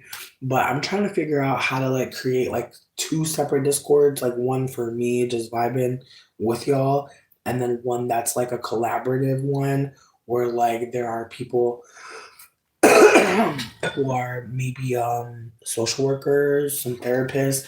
Like I'm trying to find black and brown people who are interested in like talking candidly with people who are on drugs, because again, I don't know what it looks like moving forward. I don't know where people are going to be sourcing from. Again, these borders allowing like look, we make a lot of stuff in America. Don't get me wrong. We don't make everything though. We definitely don't make everything. And so I'm just trying to make sure that there's a space for people to be candid because, again, having access to drugs, so fun. But not knowing what you're doing, not knowing what you're getting, not knowing who made it for you. And again, I don't know what it's going to look like moving forward with regulations because right now I am working with like personal farms when it comes to like mushrooms and weed. So I'm not really worried too much about what I'm doing. But I do wonder the people that are buying from non-legal states, like I'm wondering where you're getting your shit from. And I'm also wondering like what the quality is at this point. Again, I'm not sure exactly how to test weed right now. I also don't know what exactly we'd be testing for personally, because there could be a lot of shit going on, right? But there's a part of me that knows that there are going to be people doing drugs always. Like there's always like literally like I want to say they were like going through like people's stuff from like back in the back and they found like someone's like cocaine. I think they found like some old ass weed too, which was kind of fucking cool. But again, it's the way that like drugs have always been here. They're gonna always be here, but we need to like figure out how to talk to each other while we're in drug space because there's gonna be people that like really need to hear that it's gonna be okay. They're not gonna die because they ate 200 milligrams of gummies, right? But again, I don't know what that looks like just yet. I have a friend that's interested in collaborating with me. I'm so fucking grateful for Ren. Sometimes Ren isn't here, but me and Ren are gonna link. We linked up yesterday. They stopped by and they brought me some Fago and they brought me Oreos and they gave me a pre-roll. They're such a sweetie. Like I love that like there's people in the chat that like come to my house. Like, that shit is fucking cool as hell. And literally all we did was just chill and eat snacks and talk about how we have dreams for the future, which is really fucking exciting. But again, I'm thinking about the Discord as not even just like a place for like harm reduction, but also sometimes y'all be bored, bitch, me too. And there might be somebody on the Discord that wants to play a video game with you. Like you can do a lot of stuff on the Discord. You can like watch movies together. Y'all could like have a phone call. Like you could literally do a video call with somebody privately on Discord from the group. So just putting that out there that like I'm trying to create a space where people who already like come here and we talk and we, talk about all types of shit, that can still happen. But also a place where let's say you fucked around and did some coke tonight. Maybe somebody in the group has done coke before and might want to talk to you about it. I don't know, but I want that kind of space so bad. Again, I don't know what it looks like, y'all. I don't know what it looks like, and I'm hoping we can figure it out together. I really want it to be a space where we can all talk and be candid about what we like and what we don't like. I want to make it so that like people can be like, hey, this sucks, and then we talk about what sucks and we can talk about doing different stuff. But I want it to start as a collaborative project. I want to like come here before I start it. Like I actually think I'm gonna do a live probably this weekend, probably Sunday night, just to kind of like get some questions off there. You know, just do a little bit of not polls maybe, but just trying to figure out like, you know, do we like the idea of meeting up like every other week? Do we like the idea of doing a call like every week? Do we want to do a call the beginning of the month and the end of the month so that there's like 2 weeks off? I don't know. But I'm trying to figure this out because like I love coming live. This is super fun. I'm still gonna be coming live on YouTube. But I'm trying to think about when I don't want to go on YouTube and I just want to like, you know, do some drugs and hang out. Like might want to just like do a smoke and like a hang, or I might want to just watch Cheaters. Like low key, sometimes I just want to like put on Cheaters and come hang out with y'all so bad. But it's like I don't know if everybody wants to watch TV. So that's what I'm thinking about. I'm thinking about there being like a channel for like watching TV, a channel about watching. A channel where like if you want to listen to music, and again the Discord isn't going to be just about me. That's the whole point of it. It's like maybe somebody wakes up one day and is like, hey, I want to do some DJing. I want to play y'all a mix of music I made. Maybe some of y'all have YouTube channels and you're wanting to like ask questions about like your YouTube channel. I want it to be a space where like people just feel comfortable to ask questions, but also just exist. And maybe again, you know, maybe there will be like a channel for like messy things happening, like wild things happening, just like very intense, maybe story times, maybe voice notes where people are being really candid about something that's kind of traumatic. I just want to make as many spaces as I can for people to be as candid as possible because I truly believe like the next 4 years, I think digital space might feel safer.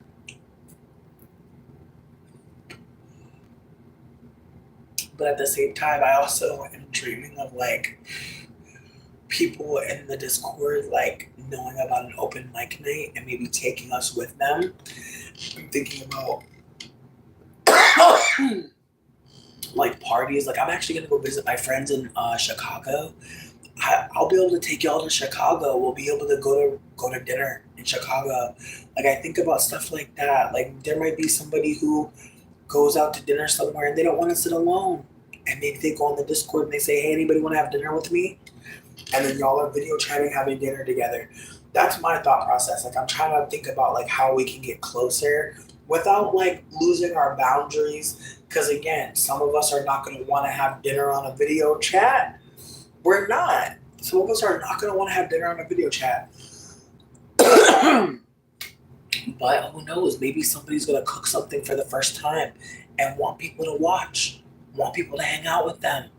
I know I've thought about that. I've thought about cooking in my little ass baby ass kitchen and thought about hanging out with y'all in there. I don't know when. I'm gonna have to make something real easy breezy, bitch, because it be getting hot up in there. But still, it's just there's so many things that we'll be able to do. On top of that, I think I'll actually be able to show y'all me playing Sims finally.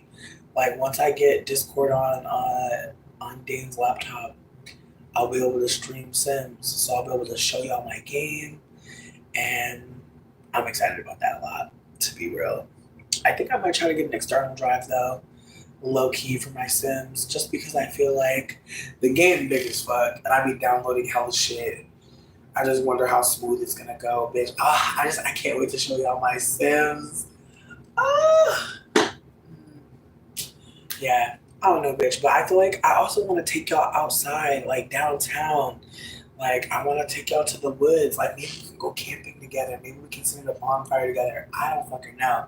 But I want to take y'all places, and I think Discord might be the way to do it. But until we do that, I think I'm still just trying to figure out like what's the best way to kind of start over, because I'm also gonna start a new YouTube channel.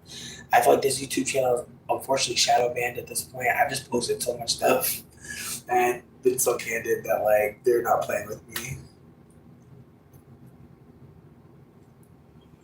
So I'm gonna create a new YouTube channel. I'm not sure what it's gonna be called. But my new YouTube channel is gonna be like way more serious. My plan is to like actually like film something. I have a desire to like create movies, but I don't know where to start. But I've been really thinking about how I really want to create something. I really want to film something, but I want to like create a new channel so that I can kind of be like a new person or like be like a new account on the app and just see what it looks like from that perspective. Because where I'm at right now, my account is just so old that like I don't really see a lot of new shit. Like I feel like I don't know. I feel like I don't even get to see a lot of new people. I feel like whenever I go live, I feel like it's always like I feel like the most I get live is like 100 and something people in here, and I genuinely think it's because I've been so candid about white supremacy, so candid. And I'm not saying I'm gonna go somewhere and be less candid, but I am gonna be strategic about white supremacy in my new channel. Just because my plan is to, I want to be able to talk about white supremacy in a way, and I'm not really focused on it being artistic, but I am very interested in trying to say something with visuals. I feel like I'm a very verbose, communicative person, but I'm trying to find a way to show what I've seen. And I don't know what that looks like, but I'm really excited because I've never felt like I could maybe be a director or maybe like make a movie or something, but I've been thinking about it for a couple months now. I've just been watching a lot of movies that were like critically acclaimed and like noticing all these like little things that make the movie the movie. And I was like, I want to do a horror film, but I want to do a horror film in the style of like a Jordan Peele. Like I want to do a horror film that white people don't think is scary. Like I want white people to be confused at why people are afraid. But even that might be too much because that might be focusing on them still too much. I don't know. I don't know what I really want to create. I feel like I do want to scare people, but I'm not sure how. There's already a lot of scary shit.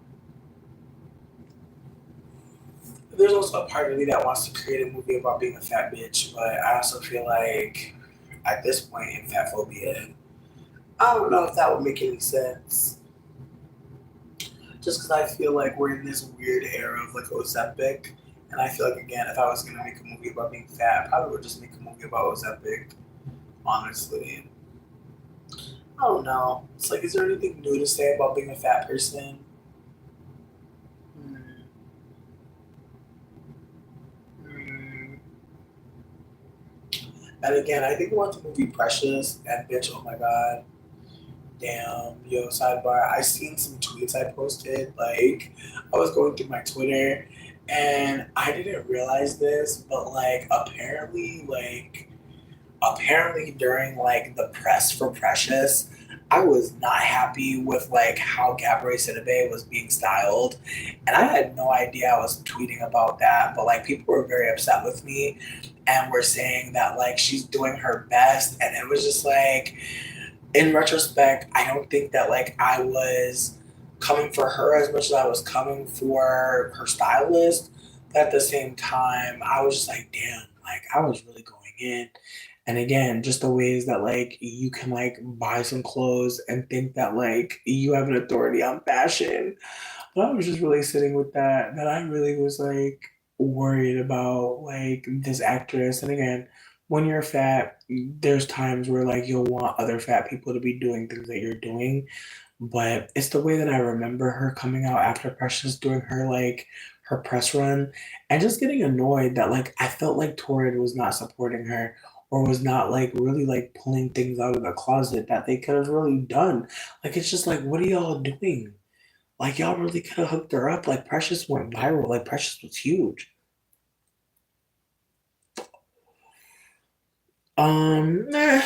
Maybe. I don't know. But again, I know that I'm going to Chicago, unrelated to everything I was just talking about. I know I'm going to Chicago to visit my friend, which is really exciting because like they were like one of the people that really were a good friend during this time. Like the homelessness shit this whole last year, it was just fucking intense, and like they actually never folded, and they actually showed up every time. Like they were the only person that lasted the whole year, which feels crazy. It feels so crazy. Like there were so many people I knew in 2023, and I don't know any of them anymore. Meanwhile, someone I met in 2023 is still my friend this year, which feels wild. It feels very wild. Mm-mm-mm. Mm-mm-mm. Ooh, but I'm also sitting with the reality that like sometimes like people are people pleasing, and like when you think you lost a friend, it's like bitch, they was not being a friend, and they weren't even caring about you, but like they were doing things they thought that you wanted them to do. They didn't do what they wanted to do, and now that's why y'all weren't cool. But y'all stopped being cool when they thought that they couldn't say no to you. Like I'm having to sit with that. That like some people was not your friend. They just said yes to a desire, a need, and then they weren't happy with what they did, or they weren't comfortable with what they gave. Mm, I just feel like at this point, I think we're saying fuck TikTok, right? I think at this point, I think we're not fucking with TikTok. But to be real, I'm old as fuck. Like I literally was not trying to be like old on TikTok, and I'm not trying to be mean to anybody on TikTok that's like older. But I do feel kind of like, when I found out about MySpace, I felt like I was the age that should be on there. Same thing for Tumblr. Like, even though I'm back on Tumblr, I'm not really like on there, like looking at shit. I'm like looking at my shit. I'm looking at what I posted, my mutuals, if they still exist. I'm still looking at their shit. But I don't know. Maybe I'm being ageist, but I just feel like TikTok just didn't grasp me. Like, it felt very much like it was for younger people. And so that's why I just wasn't on there. I know there's older people on TikTok. Don't get me wrong. But I genuinely was like, I think this is for the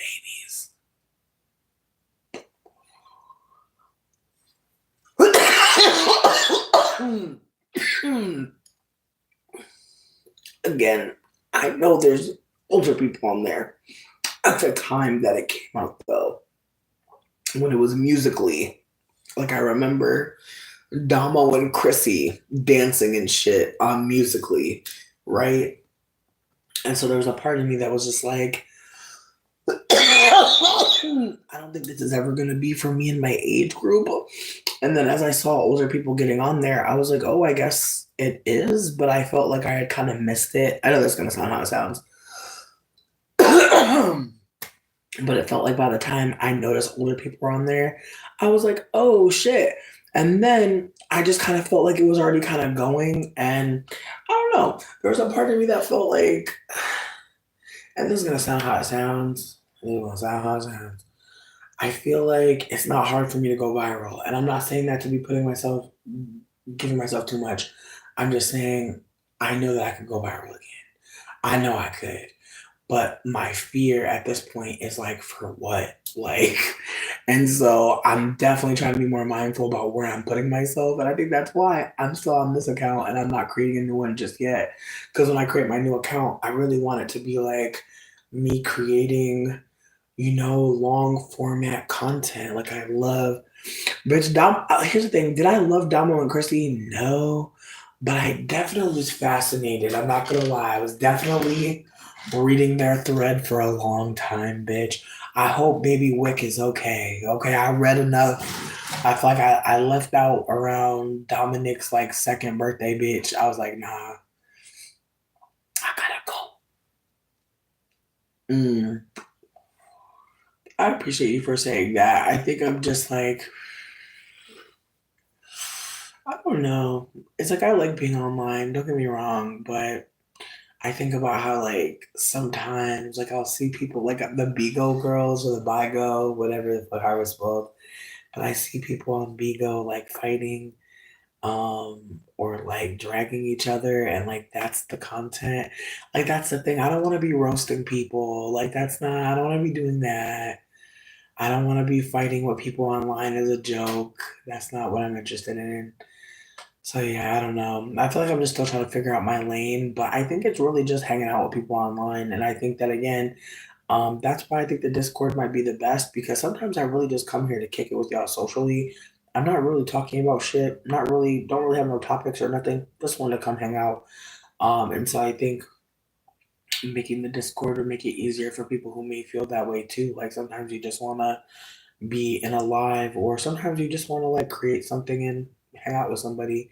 I know for me, like when I was a part of a Discord with my ex and his friends, we would do like calls sometimes, and people would play like Jack in the Box. And that's another thing I'm looking forward to is like being able to play games together online. Because again, sometimes you really don't want to talk too damn much, but you want some social aspect of, a social aspect of being online. And um, I know for me, like being able to come around the chat has definitely like helped me get through like fuck lockdown. Like lockdown would have been unbearable without y'all. Not being able to go outside. No. And I know motherfuckers think I'm in jail. Motherfuckers is like, are you in lockdown? Motherfuckers ask me about house arrest and shit. I know I'd be in my house and shit. And I like that because, bitch, well, again, once you've been houseless, it's kind of scary to leave your house. Like, that's one thing people don't talk about enough for me is like when you lose housing, like, you be kind of like, let me just stay up in here. Let me not leave. Let me not get too far away. And I think that's kind of happening to me a bit, especially after losing my job. Like, I just started feeling like, fuck it. Like, I'm going to just nest. But I'm not really nesting, bitch. I'm just like disassociating and like watching like shows that my mom used to watch and not doing enough to like take care of like my house. Like I really feel like I'm kind of just coping right now and it's making me mad because I want to live, I want to survive and thrive and shit. There's a part of me that's like, bitch, I can do like 5 things every day. And like most of them are like eating, sleeping, drinking water, taking a poop. I got room for one more, bitch.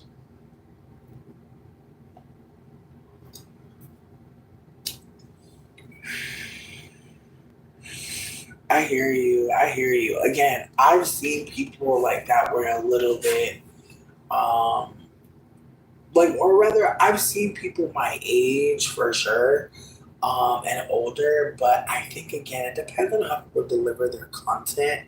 Like I've definitely seen content where the person was like giving like I'm an elder, and that's cool. And then I've definitely seen content where the person was giving like I'm a silly little guy, and I love it. And so I really don't know where my algorithm would be because I've never like I have a TikTok. I don't use it usually. And I have made um, I've made friends on there, but I've never really bothered again to like put myself out there too much because it's like what am I trying to say? What am I trying to do? And again, I think as of right now, I feel like I'm more focused on like harm reduction. I'm more focused on talking to people who are on drugs and like know good and goddamn well that they're not about to be sober and like do this shit raw. Like I know that like that's who I want to talk to so bad. Cause there have been times where like again, like I was in this like chat for people who are like on drugs and it was really helpful. Like don't get me wrong, there were definitely times where it was boring or I wasn't really caring about the combo. But there were definitely moments where people were honest to a point where it kind of just had me sitting with the reality that there's so much information coming from addicts. Like, no matter what you're addicted to, like, it's important to speak up. And also, the ways that people knew about drugs in a way that, like, unless you're growing up in a certain experience, you're a certain place, you're not going to get that access. I'm not trying to make the case that like everybody needs to do drugs. No, but a lot of people aren't doing them and don't have any support. And I've definitely smoked some concentrate. Like I don't know, you probably can't see anything in here, but this is called a dab. I feel like I'm gonna show you a better one because that's really nothing. But this is like the crack of weed, and I sometimes will put this shit in my rollie.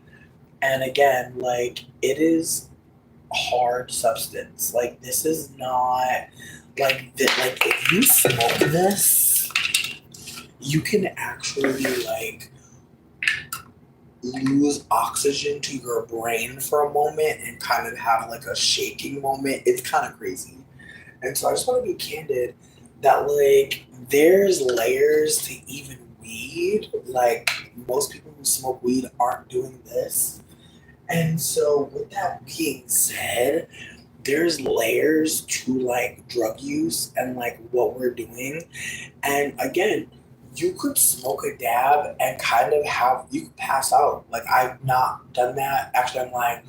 The first time I ever did it, I like fell forward and then I fell backwards, and like people were scared that I was like hurt, like I had a concussion because I like hit a table, but I was okay.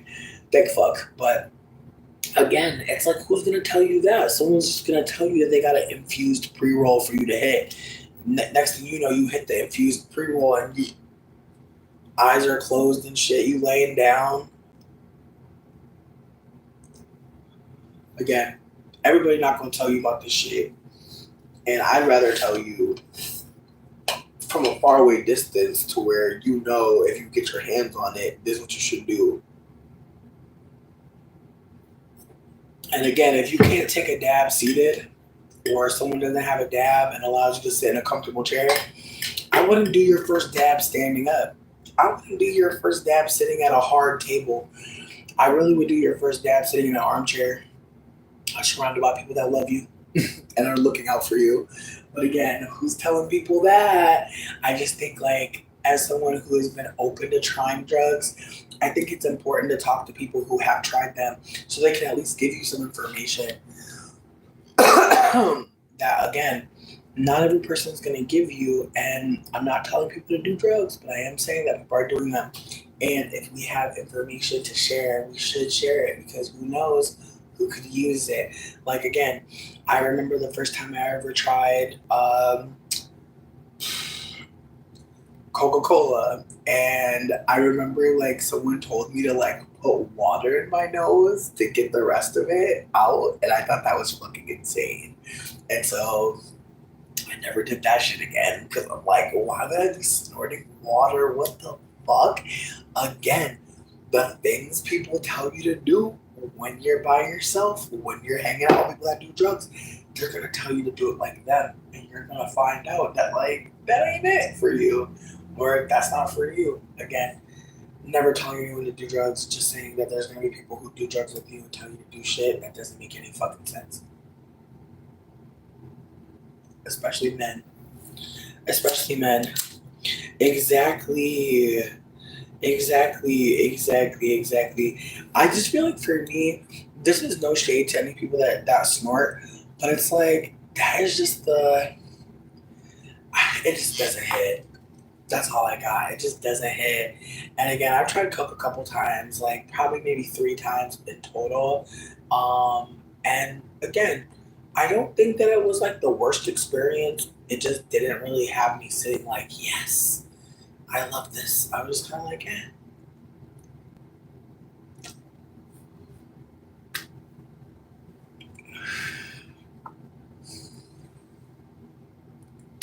I don't know. I feel like I smoke for like the silliness. I smoke for the silly ideas. I smoke for the feeling of like the hot air from the weed. Mm. I smoke for the body effect. I smoke for the taste. But yeah, no, I also feel like I don't smoke sativa that much. I'm more of an indica hybrid person. I like an indica that makes you feel good, like physically, but also won't make you go to sleep. And so I feel like even like on like a drug profile based on what it does, I feel like I was never going to be a coke girl. I don't even drink coffee. I can't do it. So I don't think I was ever going to be like a uppers kind of bitch. I was always going to be a downers hoe. But I'm trying to think. I feel like outside of powder, I feel like that's the hardest thing I've ever done. I've done LSD before. Dane got a fucking DMT pen from the hash bash that we went to, and I was so jealous. And he stays trying to get me to try it, but I'm terrified because apparently DMT, it makes you have that feeling that you're apparently supposed to only have when you die. It's like this flood of like euphoria. apparently our bodies naturally make it, but it's kind of like only a feeling you feel on your way out. And so being able to experience it while you're alive apparently is a big deal. But I'm afraid to try it because I'm just like, bitch, what if I get addicted to the fucking death chemicals? You know what I mean? Because that's what it is. It's like that last euphoric hit before something awful. But it's just like, damn. He likes it though. He thinks it's cool. It might be similar. It might be similar. I'm down to look it up and see. But I know that like my first time hearing about DMT, I was in New Orleans standing outside smoking a cigarette, and this old white man rolled up on me and he goes, "You know where to get DMT?" And I was like, "No." And as soon as when he asked me that, he looked crazed. Like he looked like he should not find it because the way he is looking right now is looking kind of scary. And I just remember saying to myself, like, don't fuck with that shit. Like, whatever the fuck DMT is, don't fuck with it. Because the way he acting right now, kind of scary. And of course, like, there was somebody selling, like, not selling, but like, there's a thing out here called Hash Bash. I wouldn't say travel to Michigan for it if you're not local or very close by, but it's kind of like a weed festival where the whole day people just give you free weed. Everybody, like free nugs, joints, blunts, disposables. But there's also people there with mushrooms, DMT, LSD, all types of shit. And so it's kind of cool because, again, you go there and who knows what you're going to get. Something cool. But I prefer the Mushroom Fest just because the Mushroom Fest, man, people be giving out free mushrooms. That shit is more fun. I would plan to go to that more than the Hash Bash personally. Um, damn, for real? That's cool beans. That's wild. You never went. Oh, okay. That makes a lot of sense. It's not wild now. Actually makes a lot of fucking sense. But I know your friends was sick that you weren't getting them some stuff. Cause I feel like that's the thing. Like if I had a friend that didn't smoke, I would still tell them to come so we could get double everything. You feel me? But that's just me. That's just me thinking out loud. But yeah, no, Hash Bash is definitely fun, but really only if you're a pothead. If you don't smoke weed, I don't think it'll be a good time. Cause everybody's high as fuck. And honestly, very rowdy. It's not even just we're high, we're bugging out a little bit. And also, you're allowed to smoke weed in Michigan. Like, you can smoke weed a lot of places and nobody cares. But on Hash Bash, the whole park is everybody. It's like the Diag, right? I'm pretty sure. Like the whole Diag. I am fruity, babe. Absolutely. Fruit stripe gum fruity. Definitely. Big gay. Super gay. Indeed. Anything else, Scarab? Anything else to add? Let us know, bitch. Let us know. Man, YouTube is just funny as hell. It's like every other comment, you sound like a dude. Is this a boy or a girl? Like you would like it matters. Like they really care. I'm telling y'all. I just want Ooh, you know what? I feel like Deirdre was saying this earlier. No, not Deirdre. I think their name was Edward Madero, but they were talking about like black folks and like gender and how gender was literally created outside of blackness, like the idea of man and woman that was predicated on whiteness. And I hate that people aren't seeing that connection, that like the idea of who is a man and who is a woman is informed by race. That like when like the ain't I a woman speech, like that 100% was like a black woman who was enslaved trying to figure out how is womanhood supposed to be held in this kind of way when she's a woman and she's not being held that kind of way. And so, with that being said, it's just the way that historically black women have been denied womanhood. And yet, we literally live. I'm going to keep on smoking. Please leave me alone. Please. Y'all are not saying anything new. I'm going to keep on smoking. It's okay. It's not your lungs. It's not your lungs. Don't worry, y'all. My opinion on Elon Musk, it's all been said. I have nothing else to add.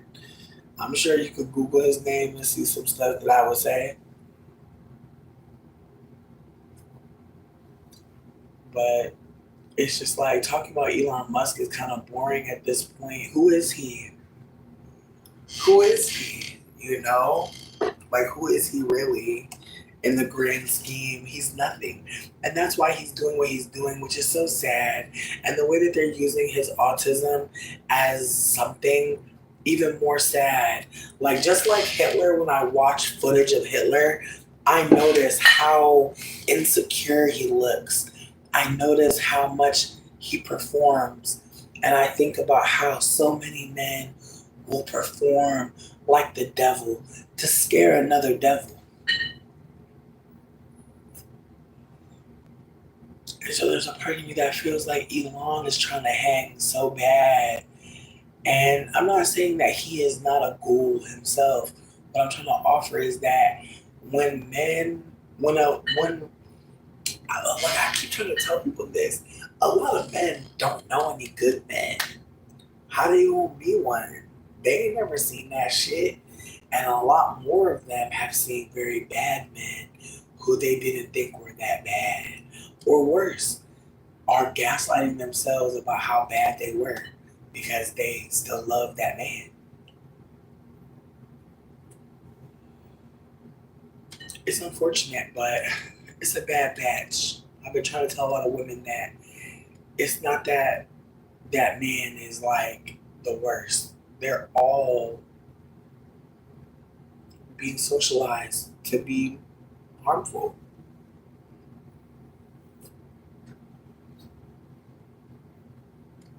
Listen, Michael, you saying that people are caring about me when they tell me not to smoke weed. I just need y'all to know that like me smoking has nothing to do with y'all. Has nothing to do with y'all. So if y'all don't want to see me smoke, you're gonna have to remove yourself. And I trust you will. I trust if my smoking is bothersome, you will remove yourself because you'll know that it's not for you. But I feel like instead of saying Elon is evil, what I prefer to say is that Elon is a man who is watching other men and keeping their tempo. Even though Elon is an elder, he's not the eldest. If we think about who is the oldest man around Elon performing in a particular way, we have to look at Trump. Hey. And so we see Trump moving like a white supremacist. Why would we expect anyone white around him to move different? It's not about him being the richest. It's about who is the oldest and the most revered. When men are around each other, they're looking towards the eldest for respect. Much like when femmes connect with each other, a lot of times we're kind of avoiding the oldest woman. Not necessarily because we are afraid of her, but there are times where we may think that the eldest person in the room may not be as understanding, as loving, as concerned with our well-being, especially the younger we are. And so much like femmes avoid older femmes at times for protection, younger men will vie for the care and compassion and support from older men. Unfortunately, I do not think Islam will solve all the racist issues in the United States. I don't think anything will solve racism in the United States other than white supremacy being dismantled. And unfortunately, dismantling white supremacy it's not even just an external thing. Some of us have to hold at some point that we've been indoctrinated by white supremacy, and therefore we are a part of the master's toolkit. And I say that as a mixed person who has white ancestry. I'm a part of fucking harm. I'm a part of anti-blackness. I'm a part of settler colonialism. Absolutely.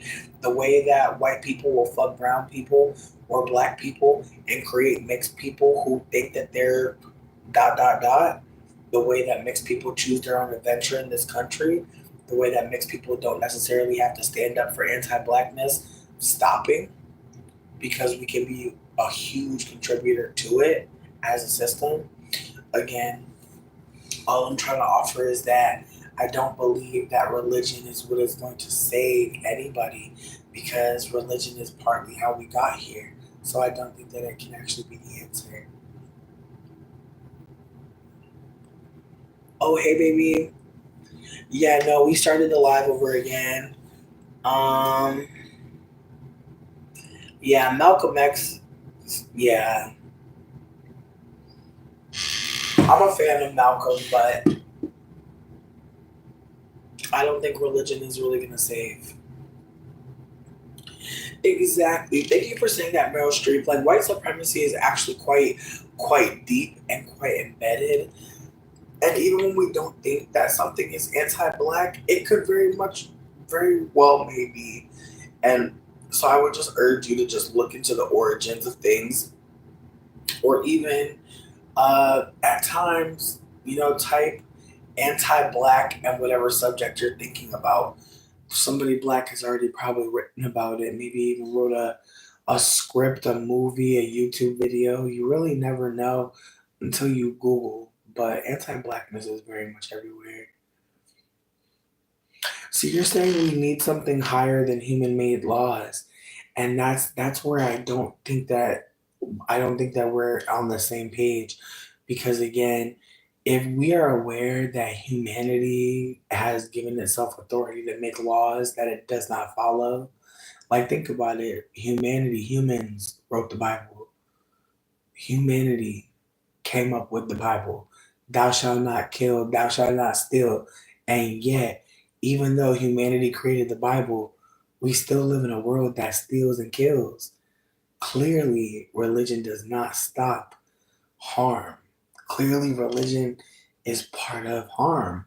Clearly, religion is being used as a smokescreen to carry out some deeds that people might not assume were a part of religion. Again, the ways that people will kill in the name of their God, the ways people will say their God protected them when they killed other people, is very much an opiate of the masses. And I'm grateful in retrospect for my teacher writing that on the board, even though at the time when I read it, I didn't understand what it meant. But when she wrote that religion is the opiate of the masses, I now realize that religion allows people to see in a way that protects their own interests and protects them from having to consider other people's desire. If I think that God loves me and that I am a part of God's divine plan, there's a lot of things I might do to you. Like, I don't think people think about that. But if I am so caught up in being exalted, I might actually believe that it's okay to harm you. I might actually believe that I've been chosen and bestowed upon certain power to be able to get something from you. And again, it's the way that people think about heaven, and they think everything's going to be free. Everyone's going to be free. We're going to eat for free, sleep for free, party for free. It's the way that in the dream of a lot of Christian people is a communist end of the world. And yeah, we could live in that now. Like it's wild to think that like people don't consider the social construct of money as if like that's always been here. All this shit is made up. All of it, literally everything. The concept of beauty, the concept that anyone is beautiful is made up. The idea that anybody is white or black, made up. The concept that anybody is tall or short. We've created these words. They mean nothing really. But again, the ways that we live in a world that makes it mean something to be black, that makes it mean something to be fat, that makes it mean something to be poor, the way that these systems make it mean something when we say certain words. And again, the ways that we sit amongst each other and just looking at each other, we think we know something. Just the ways that we can think we know each other when we don't even say a word to each other. And that's what we're up against in America. We're up against lookism. Bad. Bad. Like, it's the way that people come in here and they're like, I see you smoking. I get to tell you that you're unhealthy. I get to tell you that you're going to die of cancer. I get to tell you that I'm better than you. Again, it's the way that if you're just existing, someone gets to tell you something about yourself. Oh yeah, and that's the other thing too, is like people really want God to love them the most. And I think about that. I think about the love that a lot of us are denied. Some of us are growing up in places where people don't even look at us with love in their eyes. So yeah, I get why you would want to believe God loves you. I get it. The same way somebody starts dating a man who treats them like shit. I get it. After what you've gone through, I can understand why you think someone would love you even though they're treating you poorly. Again, it's the way that people love to think that if you don't love God, you love the devil. It's the way that if you're not the goody, you're the baddie. It's the way that there is no neutral with Christianity. There is no believing in yourself. You must believe in God. You must. And again, it's the way that if you don't believe in God, you're going to hell.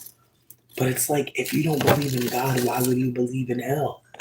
It's the way that like Christian people still want you to suffer, even though you've already told them you're not suffering like them. Because again, if you tell me that I'm going to go to hell, why would that matter to me if I'm not invested in heaven? Again, it's the way that like Christian people tell on themselves a lot, that like they really want other people to suffer. And if your suffering is not on the table, what's the point? I really wonder, like, would Christian folks still be invested if like nobody suffered? If God never promised hell to anyone, would they care as much that they're going to heaven? That's what terrifies me, because I feel like it's the same rhetoric with the Trump voters. It's like, would they care as much that Trump means hell for all of us? Like, would they have voted for Trump if they knew that they were fucked too? Was it okay if only some of us were fucked? You get what I'm saying here? Like, is it okay? Like God, the concept of God is just fine as long as he gets my enemies, right? What if he gets you? What if you get got by God? Then what? You happy still? I wonder shit like this. Like, I never asked God to get nobody, you know? Like, no matter what was happening to me as a kid, I was abused very badly. I never was like, God, get them. Kill them. Never one time did I ask God to smite my enemies. And again, I just asked him to help me get out of that situation. I was like, can you just take me out of here? Can I leave? Again, the way that I was wasting time talking to God, I should have talked to the police. Again, it's the way some people be calling God, be calling Yeshua, be calling Elijah. Bitch, you need to call 911. But can you? My God, like there's just moments where I look at Christianity and I'm like, man, this is a setup. But I say that now I'm going to hell. Word. Ooh, you know what? Meryl Streep, you're not wrong. You're not wrong. You're not wrong. You're not wrong. I feel like we're in that time where like rich people would be like, oh, it is your fault that like if you were more pious, God would have bestowed upon you more money. Like, it just feels like we're in that time, you know, of like, if only you were more chaste, if only you were more invested with God, that is when you would get your blessings. Your blessings would come and rain into your life. again, I think about fucking just all these old shows and movies where they tell like all the poor people like, bitch, you're poor because like generationally speaking, like your people are corrupt. Like, you know, just like based on like your lineage, like you actually have deserved nothing this entire time. No, it really does. And then also not just that, but just the ways that like growing up, my mom would be like, God don't like ugly, and just like all the ways that you're kind of cautioned against like being angry, being mad about something, like all the ways that like God seemingly doesn't want to hear you crying, all the ways that like God is cool with you getting abused. Like again, there's just all these layers to like going through. Right. And again, it's the ways that people have all these things to say about God, and the way that God is actually being utilized by a lot of parents and older people as a fear tactic. And again, it's the way that we are afraid of God. It's the way that there are some people who are so afraid of God, and that is the relationship that they have with that higher power is fear. And again, I thought that was normal. I thought I was supposed to be afraid of God. And again, the ways that like when I finally decided that I don't believe in God and that I don't believe in Christianity, it's the way I started getting angrier, because I started to notice the ways that people used God to trick other people or to make other people feel like they're stupid and they're just not getting it. The ways that I just didn't understand Christianity as a system, and now I really do. And it's so fucked because again, it's the way that I came into Christianity so young and naive, thinking that like God would want to talk to me. Listen, I understand some people can't handle this conversation, and I don't mean to be antagonizing. It's just again, it's the ways that like we're set up to be like God's gonna handle it. The people that use God to like get over on other people scare the shit out of me. Like when I watch Cheaters, I'll see people like use God all the time and like invoke God and like invoke that God has forgiven them or God has spoken to them or that God has put something on their heart. And again, it's just like it's the narcissism for me. It's like God told you directly that I should forgive you for harming me. And again, the way that I'm blasphemous for even bringing it up. Me even saying it, I'm fucked up. But you bringing that shit to me ain't crazy. That's the shit for me. Listen, I appreciate y'all for being blasphemous with me and just talking with me about this. Right.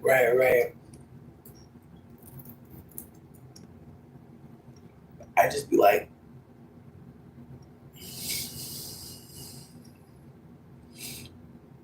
again, it's the way that everybody in my life who's abusive like loves God, and it just is like all of y'all, all the abusers be using God as like a way to segue conversation about harm, and then I'm like, damn, am I a bitch now?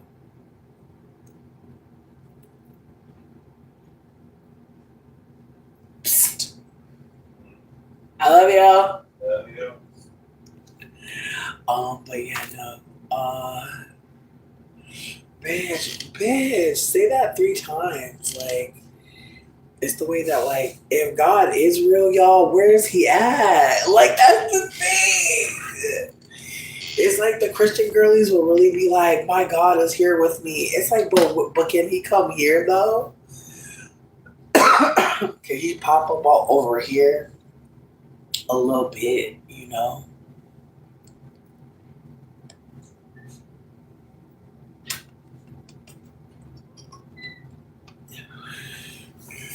Again, we're stupid. But yeah, no, I'm grateful that I'm no longer invested in Christianity for real.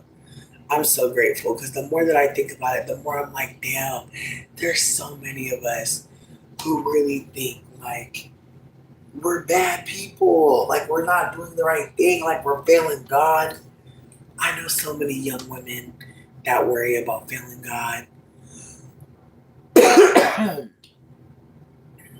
See, and that's the thing. Oh no, listen, Michael, you're Gucci. If you need a personal relationship with God, I pray that you have it.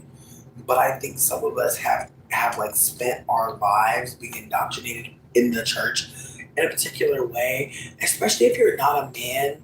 It's the way that like you're really supposed to serve God in this very like patriarchal, misogynistic way. And again, it's the way that I know some women, especially women of color, who won't even say God or Jesus, who won't even say the name. Like, it's very much psychological. And so that's why I'm always forever be against God on some psychological shit.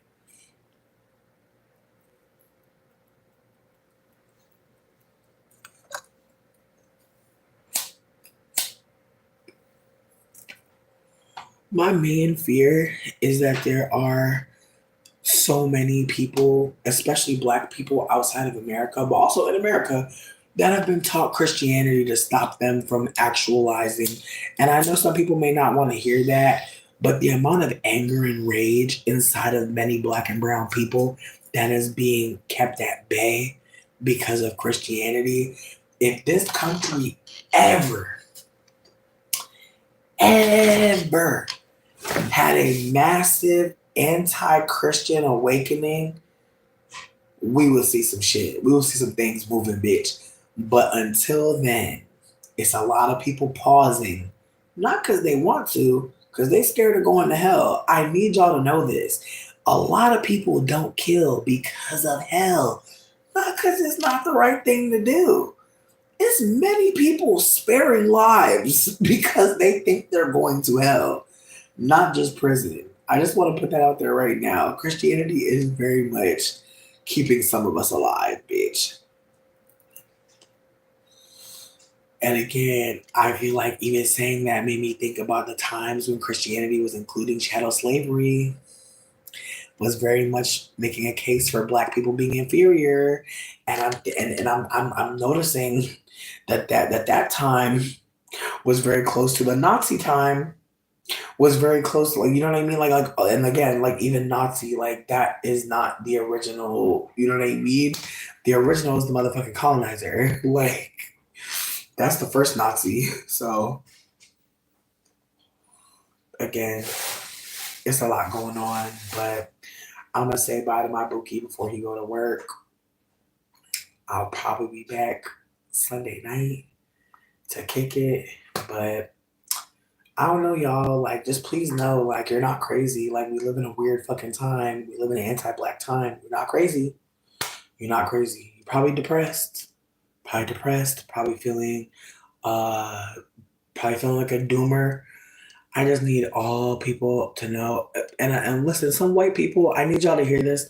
White people, nobody really wants to hear y'all say we're cooked. White people, nobody wants to hear y'all say that. Nobody of color wants to hear anybody white talk about this the end. Shut the fuck up. It's not. It can't be. It can't be. But white people, a lot of people of color do not want to hear y'all talking about despair right now. Especially when y'all have the privilege to run the fuck up. Like, please don't forget that, white people. Y'all still have y'all privilege. It's still there. It's still there. Keep that in mind. Please don't act like it's not time to run up. It's time to run up for the whites. Very much time to run up. And even me, even mixed people, it's time to run up. They're not looking for us. They're not looking for the mixed people. They're expecting us to fucking blend in and get in where the fuck we fit in and shut the fuck up. So some of us shouldn't be. See, bitch, they trying to shut me down. They trying to shut me down so bad, bitch. They trying to shut me down so fucking bad. Yeah, exactly. Meryl Streep. Listen, they playing with me. They hear me so loud. Like, this is why I gotta have a new channel, bitch. Like, I don't even want to have a new channel, but I literally have to create a new one because they're shadow banning the fuck out of me. They're not playing with my ass. They're like, we're gonna just shut you off. I'm gonna still post this one. I'm deleting the first one though because it really wasn't important. Anyways, bye.